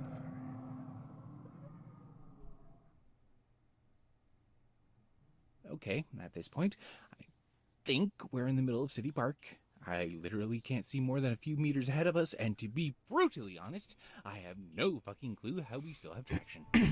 I'm helping. Well, that's not creepy at all, knowing you're bayoneting my car along. I'm not Ripley paused. exactly doing that. Well, we're not driving anymore. I'm parking in. Holy shit! The null walked past them, so close to the car it would have scraped the hood and it possessed substance. Holy shit! Holy shit! Look, there's more! While there was fear in Marcus's voice, it was only when he turned to Ripley that he saw her own fear. Oh. I like your hat. I like how it turns into your head thing. That's pretty cute. You're pretty cute. Think I'm supposed to skip here? I think so. Her eyes were met with tears at the edges, or wet with tears at the edges, face in a grimacing disbelief of horror. No. No, I don't want to go like this. I just wanted to be safe again. I just wanted... One of the white forms paused, turning slowly, its empty gaze falling upon Ripley. And then it began to walk forward, towards them! Ripley, it's okay. No, it's not. I should have realized when Tyrone disappeared. It was too good to last. What are you talking about? Are you an idiot? You, Tulip, me, the three of us alone were more than enough to draw one of them to that house. She turned out the window to see the creature approaching, and an empty calm washed over her face. They're scared of him. I think... I don't know what he is, but I've heard legends of things worse than nulls. Things like ghost eaters. Marcus threw his head back and let out a long sigh, one tinged heavily with annoyance and frustration. Really? That's it? That's why you're so into Tyrone? Because he scares away the spooky, scary skeleton ghosts. What is with your attitude? We're about to die. No, we're not. Marcus got out of the car. Oh! Marcus, why are you such a badass, though? Oh, shit! Oh, poop. That hurt. Jill's hand reached forward and felt the ice crunch beneath her hand as she pressed against the wall. Whoa. It's like the building is so cold, it's freezing the air around it. Jill snatched back her hand as the cold finally made its way through her mittens and bitter fingers. Popsicles! Come on, let's find a door. Jill began to brush wildly at the delicate lattice of ice veiling the building in white. Don't worry, bro. I've got a quicker trick to get us in lickety-split. Owen proceeded to stick his head into the wall. He turned once, then twice, and stepped back to point at an unremarkable portion of the ice siding. Double doors right there. I think it's a gymnasium. Like for school? Exactly. Gonna call Marcus. Jill pulled up her phone. Oh, the app's going. Wow, look at people talking. Hey, gals and ghouls. Looks like there's a lot more people talking this time, and no sign of the girl who tried to hijack my broadcast. Okay, this is going to be a little bit different than my normal questions, guys. Anyone out there have any idea what's going on?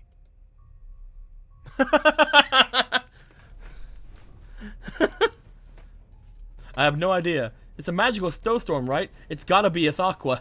Ithaqua is the name of the company that makes the game. It's a null summoning ritual. Maybe Tyrone is trying to get rid of the nulls. Or Tyrone is being eaten by the nulls. His strength must have drawn them. Or go inside! Look at all these freaking things!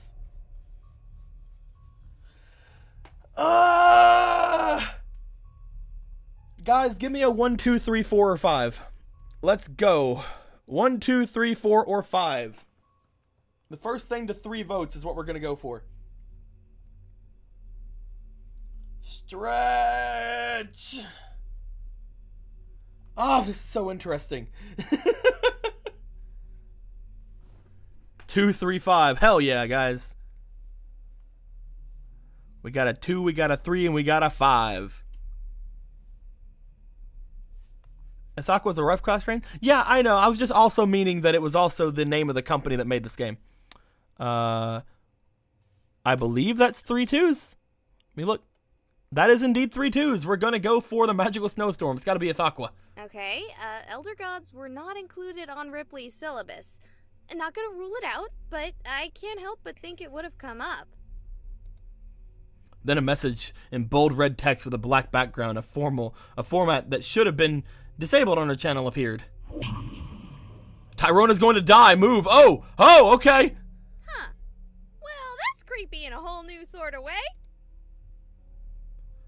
Jill dialed quickly. Jill, you're alive. Where? I'm at what I assume is the school's gymnasium. Jill looked to Owen, who gave a sharp nod. We'll come to you. I can smell you. You can... what? I'll be there soon. This time, Marcus hung up on her. Well, that was weird. Jill turned to the building. I can't wait anymore. I'm going in. Raising her foot and striking with all the force her small frame can muster, she kicked the door open. Inside, it was quiet. I'm glad I don't have automatonophobia. Oh, God. Oh, jeez.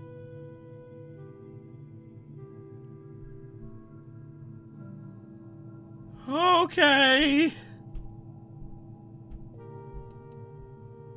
All right, then. Also known as pediophobia. Jill turned to Owen, his words more startling than the room. I mean, the second implies children as well, but they mean the same thing. Jill just cocked an eyebrow. Brah. There's the Owen I know. Why aren't any of them moving? I think it's a spell, brah. Though I can't say yet if they're casting it or fueling it. A little of both, actually. Oh. Oh, it's a grill! It's a grill! A girl, haggard and worn, wrapped tight in frost-tinged heavy coat, stepped out from the hallways just behind the gymnasium. Another acolyte. Just don't panic like the other idiot did. You bump into a null and you die. Simple as that. That's not a threat. It's just that they're really dangerous. The girl looked around the room, her eyes falling on the form trapped in the center. God damn it. If you had only... any later and you'd have missed your chance. It would be too late. But you show up just in time for me to have to deal with you. Whoa. The girl flipped back her hood, and Jill gasped as the girl rubbed her eyes groggily. Dear God, I'm really starting to sound like some maniacal villain, aren't I? Look, it's nothing personal, but this is something important and way bigger than one random... You!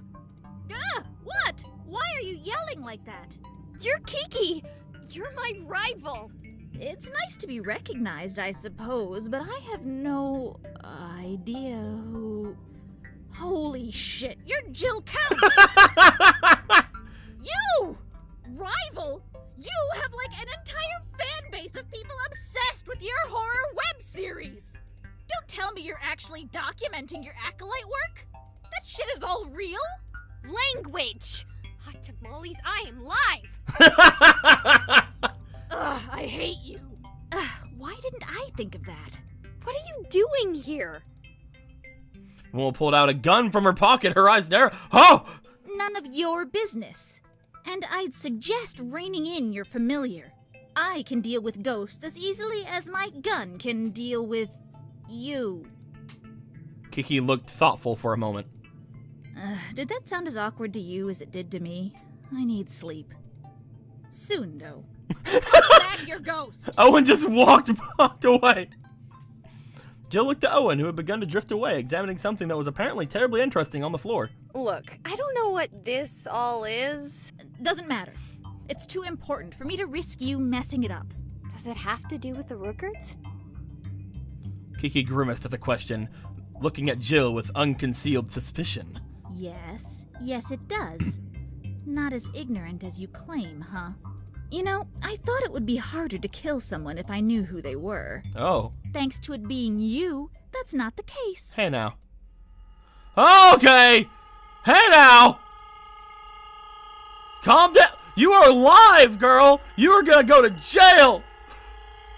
The barrel was in Jill's face in the span of a breath, and with that sight, Jill felt like the world stood still. Oh, I see what you're trying to do, but you made some mistakes, brah.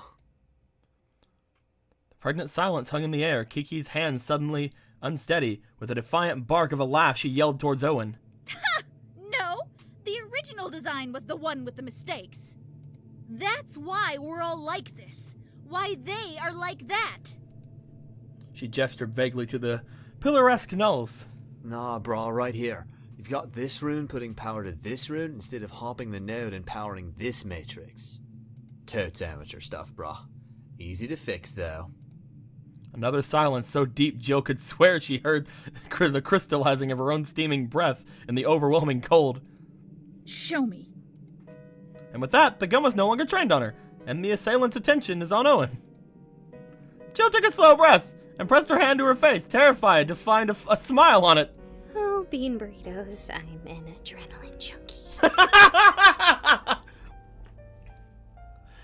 Jill took a moment to reassess the room, fear and excitement making her heart thump in her ears. The pattern was so clear now, a spiraling monstrosity of arcane nonsense looping inwards to a single point, the nulls filing around like they were a part of this eldritch sigilry? Anyway. And there he was, poised like some Egyptian pharaoh enshrined in a lattice prison of ice, impossibly pale as the nulls surrounding him. Jill rushed forward. Don't you dare!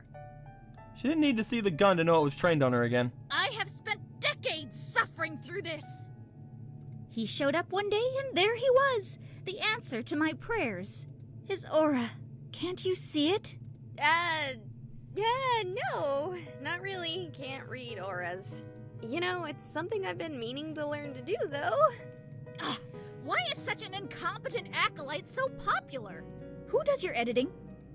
Wait, never mind. Look, his power, the amount of energy stored inside him. You leave our boy Tyrone alone. I'm pretty sure that's where he's at. The power inside a simple acolyte, barely tapped. You leave our boy Tyrone alone! It's all I need to fuel the ritual. This time we won't lose half our family. And this time we'll finally be free. Oh, you're part of that clan. Free of this curse we brought upon ourselves just trying to save this goddamn city. Hey! Language! Why? There's like a 50% chance we may be live. Or, like, unlive. What, do you have a ghost camera? You can have a ghost of a camera? Of course. No, no camera. Maybe my phone, though. Which would explain a lot. It doesn't matter. Your need to prattle bought me all the time I needed. Oh! Oh no! This thing's activating! She gestures toward the runes as they begin to light. Any moment now, the gathering power will reach a critical level, and the ritual will immediately activate. It's too late to stop it. And there, that ought to fix it. Jill could see the color drain from the girl's face as she heard those words. The gun dropped to her side as she turned to slow horror to see Owen standing above a heavily marred sequence of sigils. No. No. Wake up. Snap out of it, damn it. Kill them. Kill them all. And finally, the gnolls began to stir. Hey now. Hey now. Hey now. Hey now. Hey. Ripley followed 10 feet behind. Marcus looked back and their eyes met. She stopped, letting him get further ahead. Oh, come on! You really thought Tyrone was the reason nothing bothered this place? He hadn't been there for 4 years! It made sense if you had heard stories of him. If you could sense his power. You think I fucking can't? Gah! Like, how do you think he got that strong? Humans don't normally live long enough to gather that kind of power, not naturally. But what you did? What was that? Look, it's a long story, and now is really not the time to tell it. Which came first, him or you? Pointed silence was Marcus's only response. That ability. It's the same he used on that Null back when he met Tulip, isn't it? Look, I don't want to talk about it. What are you, 2? Marcus stopped, stepping towards her. I said I don't want to talk about it! Oh. Ripley went silent for a moment as Marcus marched away. Fine. I'll let you keep quiet. For now. Okay. Fun times! Oh god! Jill screamed as she proceeded to engage in the only martial technique she had ever developed over her life, that of a hasty retreat. Owen hung above her shoulder, matching her pace. Oh goodness! Oh butts! Oh tart fritter pancake waffles! Oh goodness! Oh butts! Jill had her phone up and in desperation she called for the aid of the world. Please! Please! Anyone! I need help. I didn't think this through. I don't know what I'm doing. I'm in over my head. I don't know how or why or how much of a Deus Ex Machina it is for you to show up out of nowhere to save me. But seriously, half of you are ghosts and the other half are like wizards and acolytes and stuff, and someone has to be nearby and able to help! I'll do anything! Will you stop trying to get rid of me? Yes! Anything! Uh, Wait, what? What? What? What? What? Whoa! What? What? Owen! You're half naked! Why does he have a JoJo pose? I need to expose my sweet tats for this, brah. Okay, yeah, sure, but why your pants?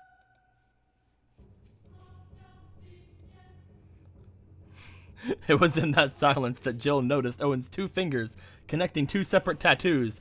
She subsequently noticed that the symbols covering Owen's chest were not unlike those that littered the floor. Holy habanero. Owen, what? I mean, just what? Owen's response was simply to tap a few more runes, and like a gust of leaves in a gale, the 2 closest gnolls simply blew away, flying through the air out a distant wall. As the floor grew brighter, in the distance Jill could see Kiki desperately trying to alter the runes, already alive with whatever unnatural power fueled them. These runes! God, what did you do to my spell? That was when doors opened and Ripley and Marcus stepped inside.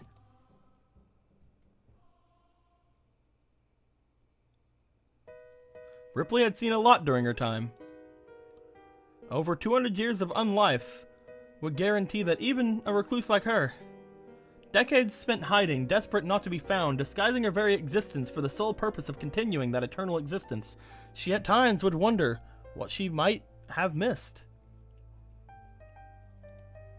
Her fear of gnolls, of acolytes, of demons, severing her from the world at large. And yet, in all of her imagination, she never could have quite envisioned this. Owen was barely a flicker of a psyche as he drew upon his own existence to perform a banishment more powerful than any she had seen any acolyte perform. Jill was a beacon, her connection with Owen the only thing keeping each motion of his hands from ending his existence. Tyrone was strung up on some complicated construction of psychic energy. And there, kneeling on the floor, was a regular human.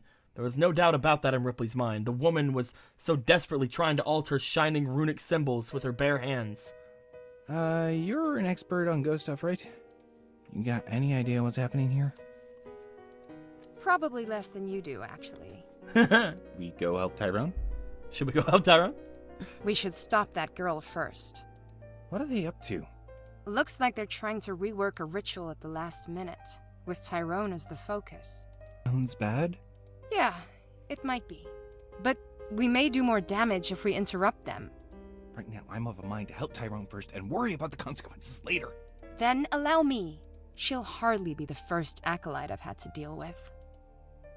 And with that, Ripley surged forward.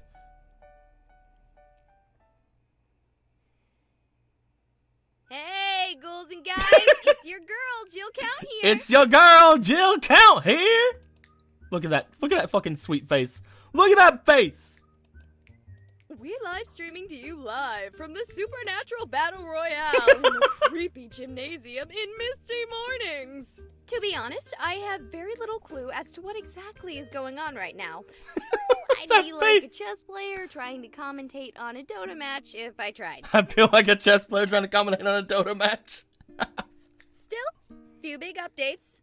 There's Owen, who's apparently a ghost wizard. Who's apparently a ghost wizard. Which explains a few things. Ha! Just kidding, that makes 0 sense! Also, holy teriyaki sauce, I thought he died as like a dumb straight edge frat boy. Just look at those tats! He looks like a Yakuza boss or something. And that's Ripley strangling Kiki. Hopefully not to death. And that's Ripley strangling Kiki. She hates me for some reason, and to be honest, I was kind of resentful of her success as a streamer, especially given that I haven't been able to stream to living people in 3 months. To be honest, the more I think about it, the more I realize I don't know any of these people, let alone their motivations, very well. I feel like I've gotten closest to Owen, but yeah, wow, apparently not. And to be honest, now I feel bad for not asking more. Aw.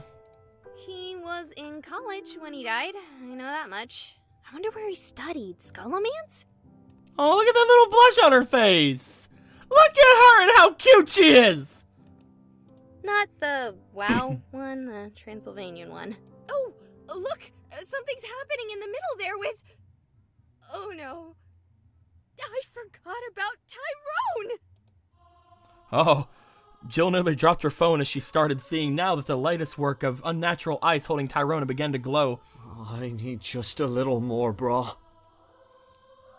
Oh, and for the first time, she felt the connection to Owen. Not as some ephemeral? Tangible nothing, but a connection as real as a steel cable between them. Oh, shit. Then she felt it pull, sharp and painful, like a hook was dragging at her internal organs. Owen! What are you doing? Just a little more. Guys, what do we do? Should we let him have a little more, or should we stop him now?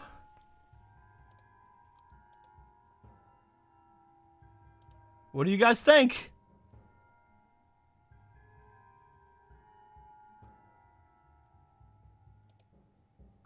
Jill turned to her phone. Chance of do it, and Jill of Earth, give me your energy. And similar memes trailed down the chat in the street. Jill of Earth, give me your energy.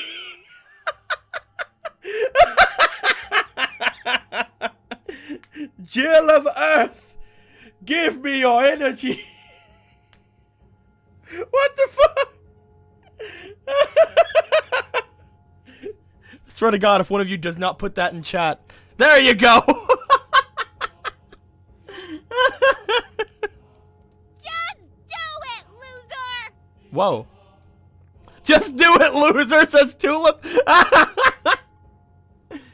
Jill braced herself and let the current flow of the connection between them completely open. A familiar sensation of dizzy light-headedness, like giving blood, made her knees shake. As the explosion struck her, she could not help but remember everything. Oh. Oh, we finally gonna get to... Welcome back, spring 1994. Oh, we're getting Owen's backstory.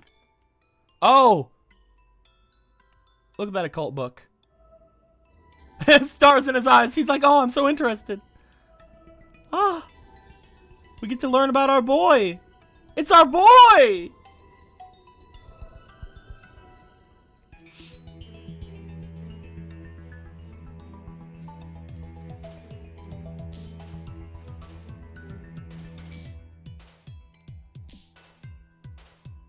It's our boy!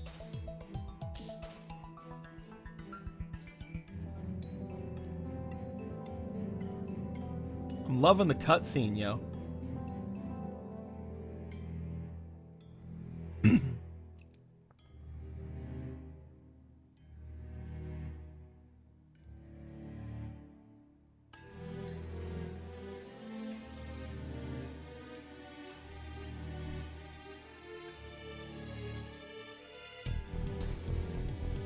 Oh my god, the cookies and cupcakes for his Halloween party! It was his Halloween party!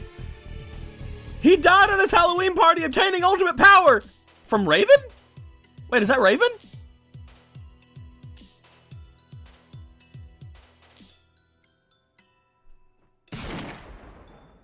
Oh, and then they killed him. Oh, he was killed by people because he obtained ultimate power. Oh. Owen floated above Jill, his form that of a potato-esque ghost. None of the aspects of the intimidating ghost wizard from before adorned his visage, and he stared at her with a dopey smile and glassy eyes that reminded her of nothing if not a golden retriever. Good morning, brah. Good morning, Owen. She leaned forward, and a hand caught her. Please, miss, don't get up. We don't know the full extent of your injuries. Oh, okay. What happened? I don't really know myself. Not my job. Looks like a gas leak to me. Miracle you four survived. I'm gonna put you in a neck brace, okay? You won't be able to turn your head, but it'll keep you from doing any more damage if we're looking at spinal injury. Okay. Jill didn't like the feeling of imprisonment that came with the brace, but she wasn't exactly a medical professional, so who was she to argue? The feeling redoubled as she was strapped to the gunnery. Or the gurney? That's it. Hello, Miss Count. Government spook. Jill couldn't place the voice, and yet something about it rung intimately familiar. Is she well enough for me to speak to her? She's not bleeding out, but there could be, I will make it brief. A moment alone, if you will. Who are you? I'm with the police. I have a few questions for you, Miss Count. That's not my name. Ah, but more know you by that name than by your actual name, no? How do you know that? I'm from the government. Now, my first question. Were you aware of your friend Owen's abilities before you came here? What are you talking about? Owen. You speak of him at great lengths on your stream. Oh, that's all in character stuff. He's a ghost. It's supposed to be like a whole fictional world thing. Good answer. He heard the sound of pen on paper. And your association with Miss Eliza Ripley and Mr. Marcus Rookard? Jill's mind raced. Did Ripley show up in her camera? Should she acknowledge them? Go for a vague answer? She felt an instinct that almost disappointed her as she wished for the chance to ask her chat for advice. They're in on it too, like me and Owen. Another expertly evasive answer. I am impressed. Evasive? She heard a soft crunch of gravel as the government agent stepped forward. Her jaw would have dropped if it could have, as death in a suit it steps forward. What are you? What are you going to do? Miss Count, please. It's not a matter of what your country can do for you, but what you can do for your country. Please bring her to the hospital. Make sure she has no injuries, and please call us if anything comes up. The EMT took a card with glossy eyes and nodded. Then Jill, still stunned, was loaded into the back of an ambulance and driven away. Wait, 4 survivors? Which 4? Were they all even actually alive? This ghost business is getting ridiculous. I'm guessing her Marcus, maybe Kiki and Tyrone. Are those the four? Maybe, because I know that Ripley's a ghost. So. Oh, what happened? Bright light filled his vision as his eyes finally parted. A hospital room. Duh. You had a concussion. Jill is gonna have a few scars, but the only reason she passed out is because of Owen's psychic draw on her. What happened? For one, we failed to stop the ritual. Oh god, Tyrone! Under medical observation.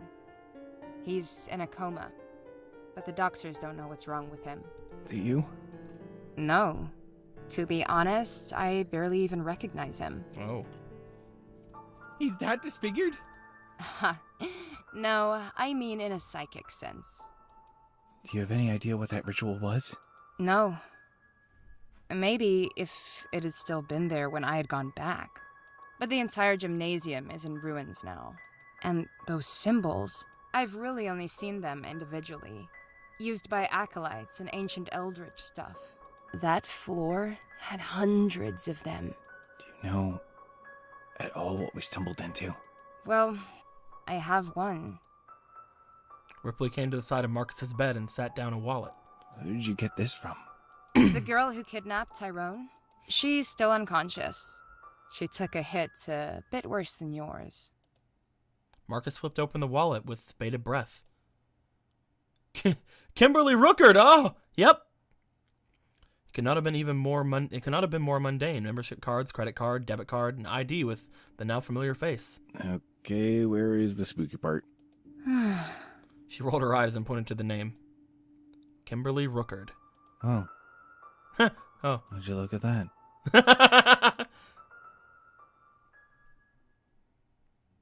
Oh.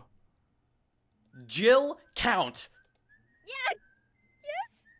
You know, when I saw you, I thought I recognized you. The man stood up from behind the counter, showing the screen of his laptop with a grin. It had her streaming page open. Only not. It had dozens of videos she didn't recognize, and all of them possessed a clear horror theme. What the bitter fritter was all this? You know, I gotta be honest, I didn't follow you before, but I had heard of you on paranormal boards. Thought you looked familiar, and it took me like 5 seconds to find you last night. Ended up skipping out on sleep to finish your backlog. I don't even care if it's all fake. The stuff you've been doing for the last 3 months has got to be the best series I have ever seen in my life. Wait, are you like Keanu Reeves and prefer your privacy, or do you mind if I gush? Oh no, please. Feel free to gush. This most recent section with the nulls, dude, the section with me, just amazing. I love it. Okay, between you and me, did you blow up the gym on purpose? No.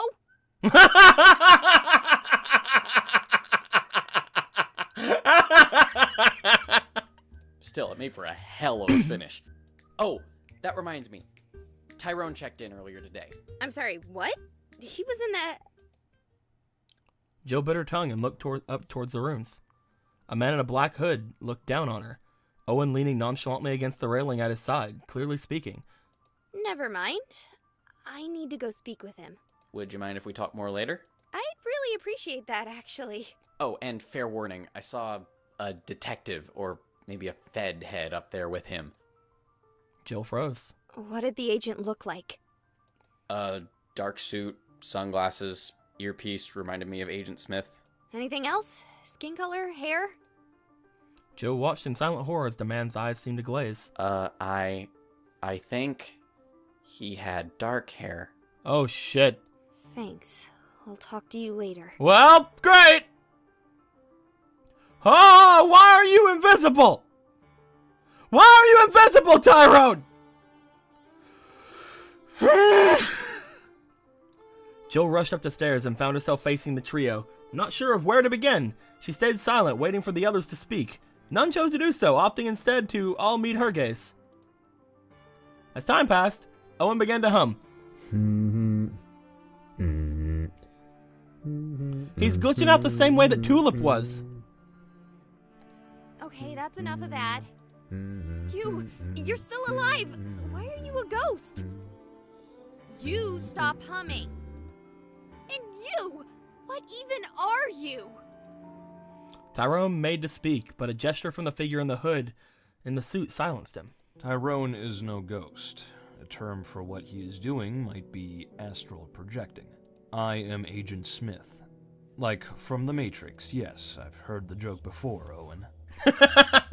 A term for me might be Tulpa, or perhaps God, if you're a fan of Neil Gaiman's work. Tulpa, ooh. Ooh. I prefer the term used among certain acolytes and dead people. Demon. Oh, shit! So you're... Get this. He's literally a government spook. That's classic. A government spook. And Tyrone? When his body was sent flying, so was his soul. Owen helped me to find him. To think that Chaz Owen Dunwich persists despite his death is, I must admit, terribly convenient. And we haven't had a proper medium in our employ since the 70s. Wait, who's the medium? You. I don't work for you. You don't. Odd. And here I thought most ghosts didn't have bank accounts, let alone streaming subscriptions. Oh, I guess I do work for you, huh? Not to mention how good you are at listening to commands. Oh, shit! Ew. Oh, that explains a lot. So, what do you want from me? Simple. Keep doing as you are. He's supposed to be us?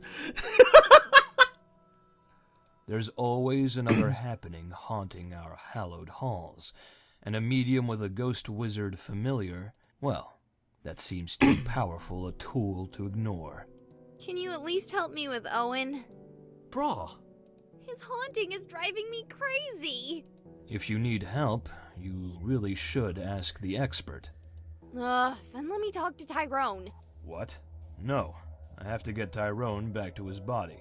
I meant Mr. Dunwich. Owen! Sup, brah? Now, do you have any other questions? Jill looked down to her phone. A lot, actually. How normal is all this? It seems like since Halloween, my world has undergone a paradigm shift. I mean, Adam warned you, girl. Like, the fundamental forces of the world are completely different than what I was taught. In brief, it's not. That's the entire point. That's why we wanted you here. That's why we want people like Tyrone. People undervalue the importance of normalcy. As children, we imagine ourselves unique. Imagine that gives us significance. And to a point, we are right. But true aberrations that cause disruptions to what the world knows as normal? No one really wants those. We like to know that gravity will always be bringing us down. And so, Jill Count, some of us step into the guano so that our clocks keep ticking and compasses keep pointing north.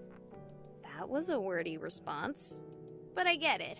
I reserve the right to be expansive in my descriptions. Anything else? Yeah, actually. If I'm working for you, can I get a healthcare package?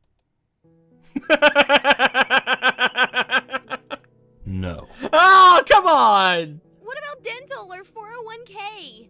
No. Oh, come on! Any chance you know why Tulip is in my phone? A pause. Tyrone clearly attempted to say something, surprised to find himself silent. The agent looked back to Tyrone, and then towards Jill, and adjusted his tie and then his suit. Tulip is in your phone. They're like, oh, that's something we didn't know. Marcus limped slowly to the hotel, and it was then that he remembered.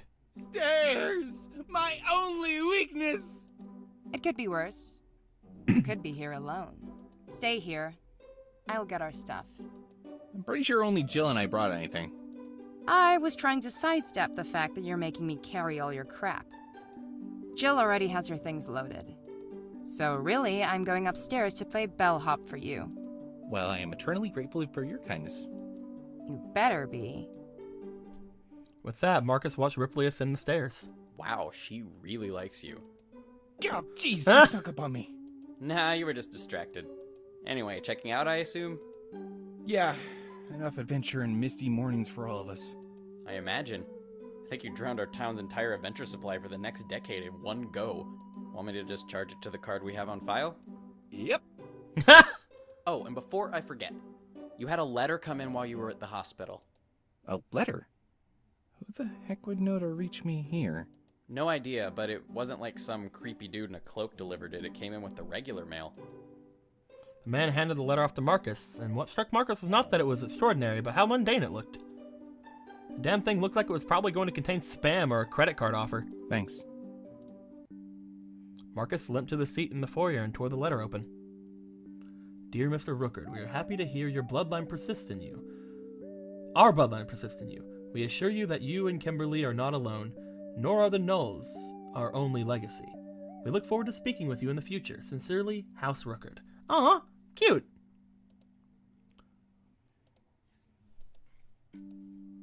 Ah, shit.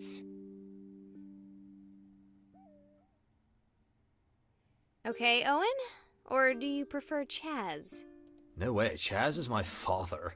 I go by Owen. Wow, an entire family of bros. Brah. Brah. So, you know magic? Is that what that was? Bruh, hardly.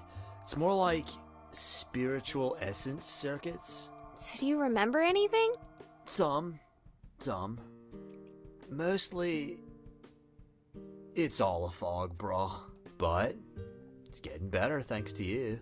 Well, you're welcome, I guess. And I'll keep my promise. No more trying to get rid of you.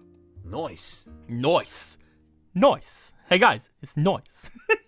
But this is going to be a two-way relationship. You want to know what I know? No, I get it.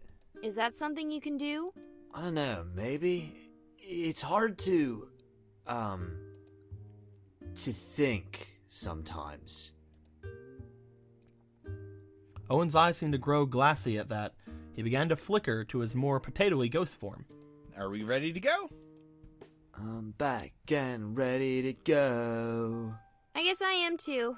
From the rooftop, I've got the dumbass's bags. Shout it out, ready to go. I'm shouting out, shouting, and I'm ready to go. Oh. Dude, let's keep it PG. For Jay. I've got the bite cheese bags. There we go. I think. Wait, what? I've got... Dude. I've got the dumbass's bags. Dude, I've got the bite cheese. There we go. Ready to go. I think. I suppose we're ready to go too. I've got Owen, and Tulip is still stuck in my phone, so we have everyone but Tyrone. As little as I like her, I'm glad she wasn't eaten by a Knull. Jill felt her phone chirp in her pocket, but chose to ignore whatever message Tulip had sent. Is it okay to leave Tyrone? He hasn't woken up yet, right? Who said anything about that? Hey, Tyrone! Tyrone! I thought you were in a coma! No, just learning new things. Good to see you up and alive, Tyrone. You too, Ripley. Well, you catch the sentiment. Tyrone, my boy! And you must be the famous Jill Count. Tyrone extends a hand. I've watched some of your stuff. You're insane, you know that, right?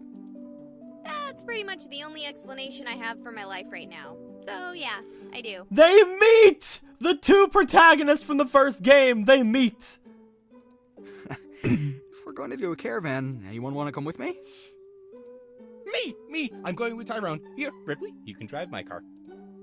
Marcus threw the keys, but it was Jill who snatched them out from the air. No way are you driving again! Fine. I call the back seat. I'm going to rest. I'll drive. Can you do that? Oh yeah, totes. I suppose it'll be a trust building exercise. Jill offered Owen the keys, fully expecting to slip through his hand and strike the ground.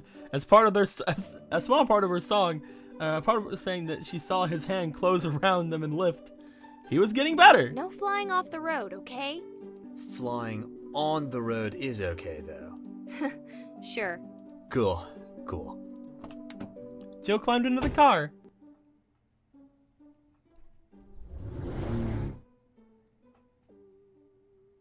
Cool. Very cool. What the fuck?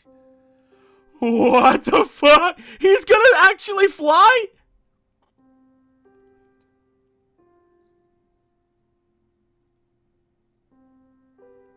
Oh, this is so cool.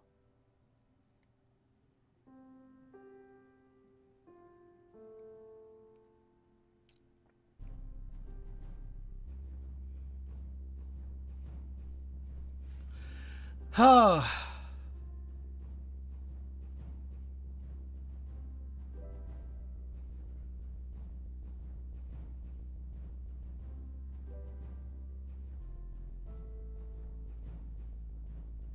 Blooper. Oh no, we get bloopers. Oh. Da da da da, Buddy Holly. Blah blah something. Mary Tyler Moore. She's dead now, but I guess I am as well. I should look her up. I should look her up. Nice. I love Owen. Nice. Thing. I'm loving that SoCal lifestyle. I'm not loving that noise from upstairs. I wish my upstairs neighbors would be a little more considerate of me and my needs. I'm gonna take that one again. I'm loving that SoCal lifestyle. I said it. It's the thing I always say, that you have me say in this for real. That's very kind of you. That joke is not bad. I love it. Choo choo. Choo choo. Choo choo. Wait, did I wander into a nearly identical room? There's an airplane, or possibly a helicopter, in this identical room. Listen to it go. Such a majestic feat of craftsmanship. A lot of people worked really hard, some of them with children and families, others alone, but all of them had moments that culminated in the existence of that helicopter. And we need to take a moment to appreciate that. It's not just about us in this little recording area. There's a whole world out there, full of helicopters. People who make them. What the fuck? There's a whole world out there full of helicopters. Oh, that's a word I have to say. Automatonophobia. Oh no. Automatonophobia. Automatonophobia. Automatonophobia. Automatonophobia. Automatonophobia. Automatonophobia. I'm glad I don't have autonomophobia, but nailed it. Nailed it. Light the brazier. Preparations are made. Yeah, in hindsight, Light the Brazier is, like, it's really early feminism, or maybe second wave. I don't know when bra burning was a thing. I slept through my gender studies class. That's Owen. Alex, the actor, paid rapt attention during his gender studies class, but it was like 5 years ago, so the details of when bra burning was a thing. I want to say the 70s, but I could be confusing that with something. Yeah, Light the Brazier would be silly, and it would really, for him to be saying that in this ghost summoning situation, would be silly. For him to say it in other situations, probably also weird, because I don't know, I feel like that's sort of co-opting another group's thing, because, like, I don't know, I hope Owen's an ally, but still, like, he needs, like, that's not the place of an ally, you know, to actually do the thing. It's more of a support role. Then again, there's different schools of thought on that, so, like, you know, it's know what to do, be there without, like, co-opting the whole experience and all of it. Anyway, this has been my TED Talk. I hope you've enjoyed it.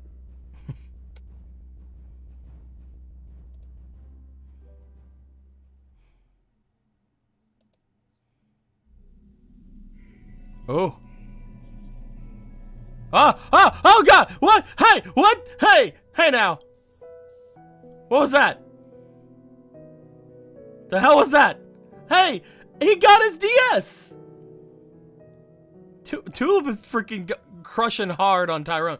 Dude! Owen got Tyrone's DS! It's like there's a new story it's trying to tell me. That's neat. Story 2 coming soon. Okay, so this story is for the beta. Alright. Or this story that we just did was for the beta, and this story is coming soon. This story will probably be here whenever the game actually has opened up, has actually happened. I think we've done everything. Oh, this art is so cute! Look at her freaking... Dude, they actually try to make her a wizard. That's... Oh, she's gonna be a powerful wizard. It's gonna be great. Ah, I'm so happy. And we have some... I love how all the load things have like these. So like they go to the different things based on like the things. I love that. So that's interesting. Oh, jeez. Look at this page. It's so freaking crazy. I was specifically told not to put any spoiler pictures in the thumbnails. So whenever I upload this to YouTube later, I need to remember that. Don't put this in here. So yeah, guys, that was what was in the beta of Perceptions of the Dead 2. Perceptions of the Dead 2 will come out sometime in June. I'm looking at the store page right now because I can see the store page because I have the game, and it's really neat. It's really neat so far. I 100% enjoy this. I'll have to like make a new thumbnail for the YouTube version, which I'll probably upload sometime this weekend. I don't know, if I get some editing stuff, I might actually edit it a little bit. Probably not though, knowing me. Yeah, sometime in June it says it'll be open. And that'll be really fun. I hope you guys enjoyed yourselves. Can we get to see other possible choices? What other choices do you guys want me to do? I saved a couple of times. We could just go from the beginning and see if I can pick different stuff.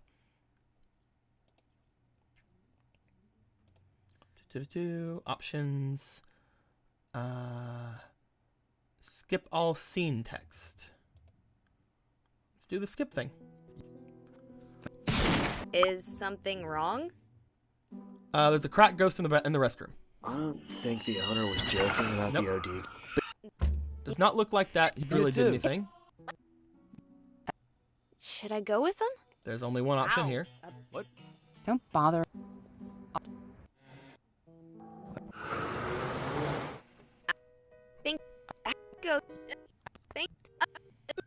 I don't.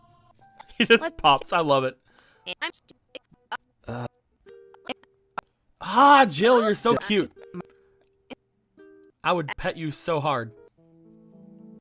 In every connotation. Okay, here we go, gals and ghouls. If we go Do here visit first. the police with Ripley and Marcus. Got it. Let's go, Owen.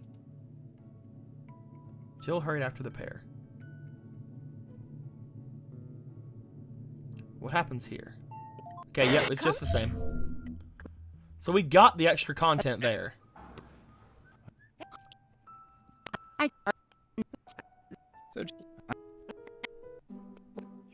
Oh, shut up. I'm more looking forward to these choices myself. Also, I gotta ask. Oh, Let's get really? this one done so that we can But get that's off subject. that done. Follow. This seems like a bad idea. But no way am I letting a lead like this get away. Come on, Owen. Let's go. She looks so happy! She looks so happy! Look at her!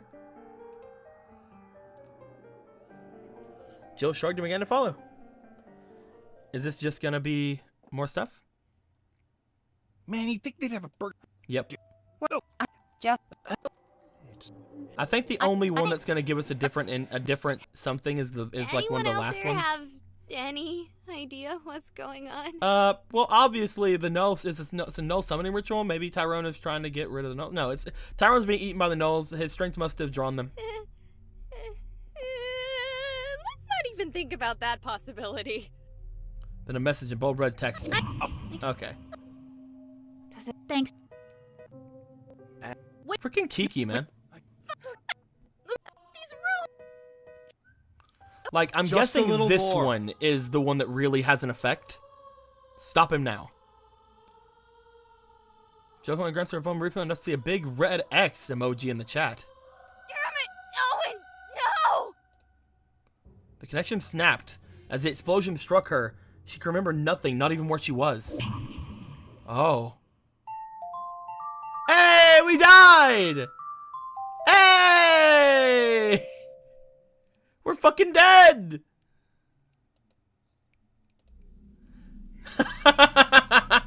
It was just a flat out, well, sucks to be dead. Hey, that was the last achievement too.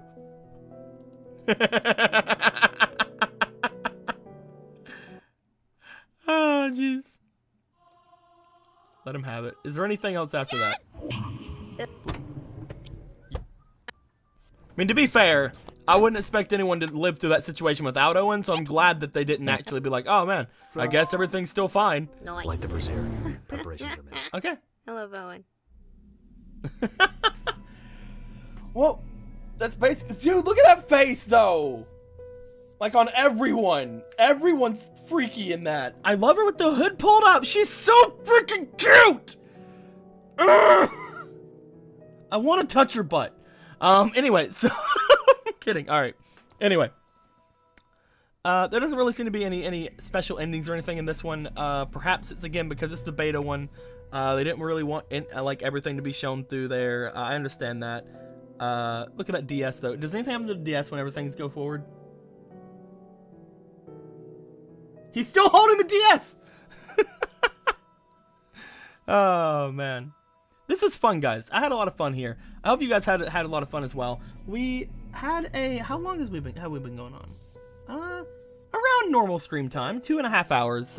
Maybe I'll do something else tonight. I don't know. Maybe we'll figure something out. I want to eat first though before anything like that. So I might walk down to the store and grab like I don't know, like one of them like gas station hot dogs or something. I don't know. But until then, guys, if I do come back and want to play something else, I'll let you guys know. If you have any questions, comments, complaints, or wisecracks, go ahead and put them in the comments below. Let me know how you guys have enjoyed this so far. I am very happy to have played this. Guys, the last thing I want to say is I'm going to be giving out 2 of the beta keys for this game, and I wanted to tell you guys at the end of the stream how to do it. I am going to be going, and whenever I go, if you want to go to the Discord, which is linked below in the Twitch, I still believe it's linked below, I'm pretty sure. I could be wrong. I would like you to go to I'd like to go to the Discord link below if you aren't already there. And at that point, I will make a new chat, which is basically just going to be a giveaway chat. And once you post in there, post one time, I'll put everybody's name through random number generators, and then I will pass them out. Seems like the best way to do it. So basically, let's see here. Which chat should it be? That way, let's go to the gaming chat, guys. Go to the gaming chat, and I want you to put in the gaming chat so that I know that you watched the entire stream. I would want you to put in the name. Go ahead and put in Jill Count. Type Jill Count into the gaming chat on the Discord, and I will put whoever types in Jill Count, I will put them through a random number generator, and I will give one of you guys a key. 2 of you guys a key, maybe. I don't know. We'll figure it out. Just type in Jill Count. You guys know what to do.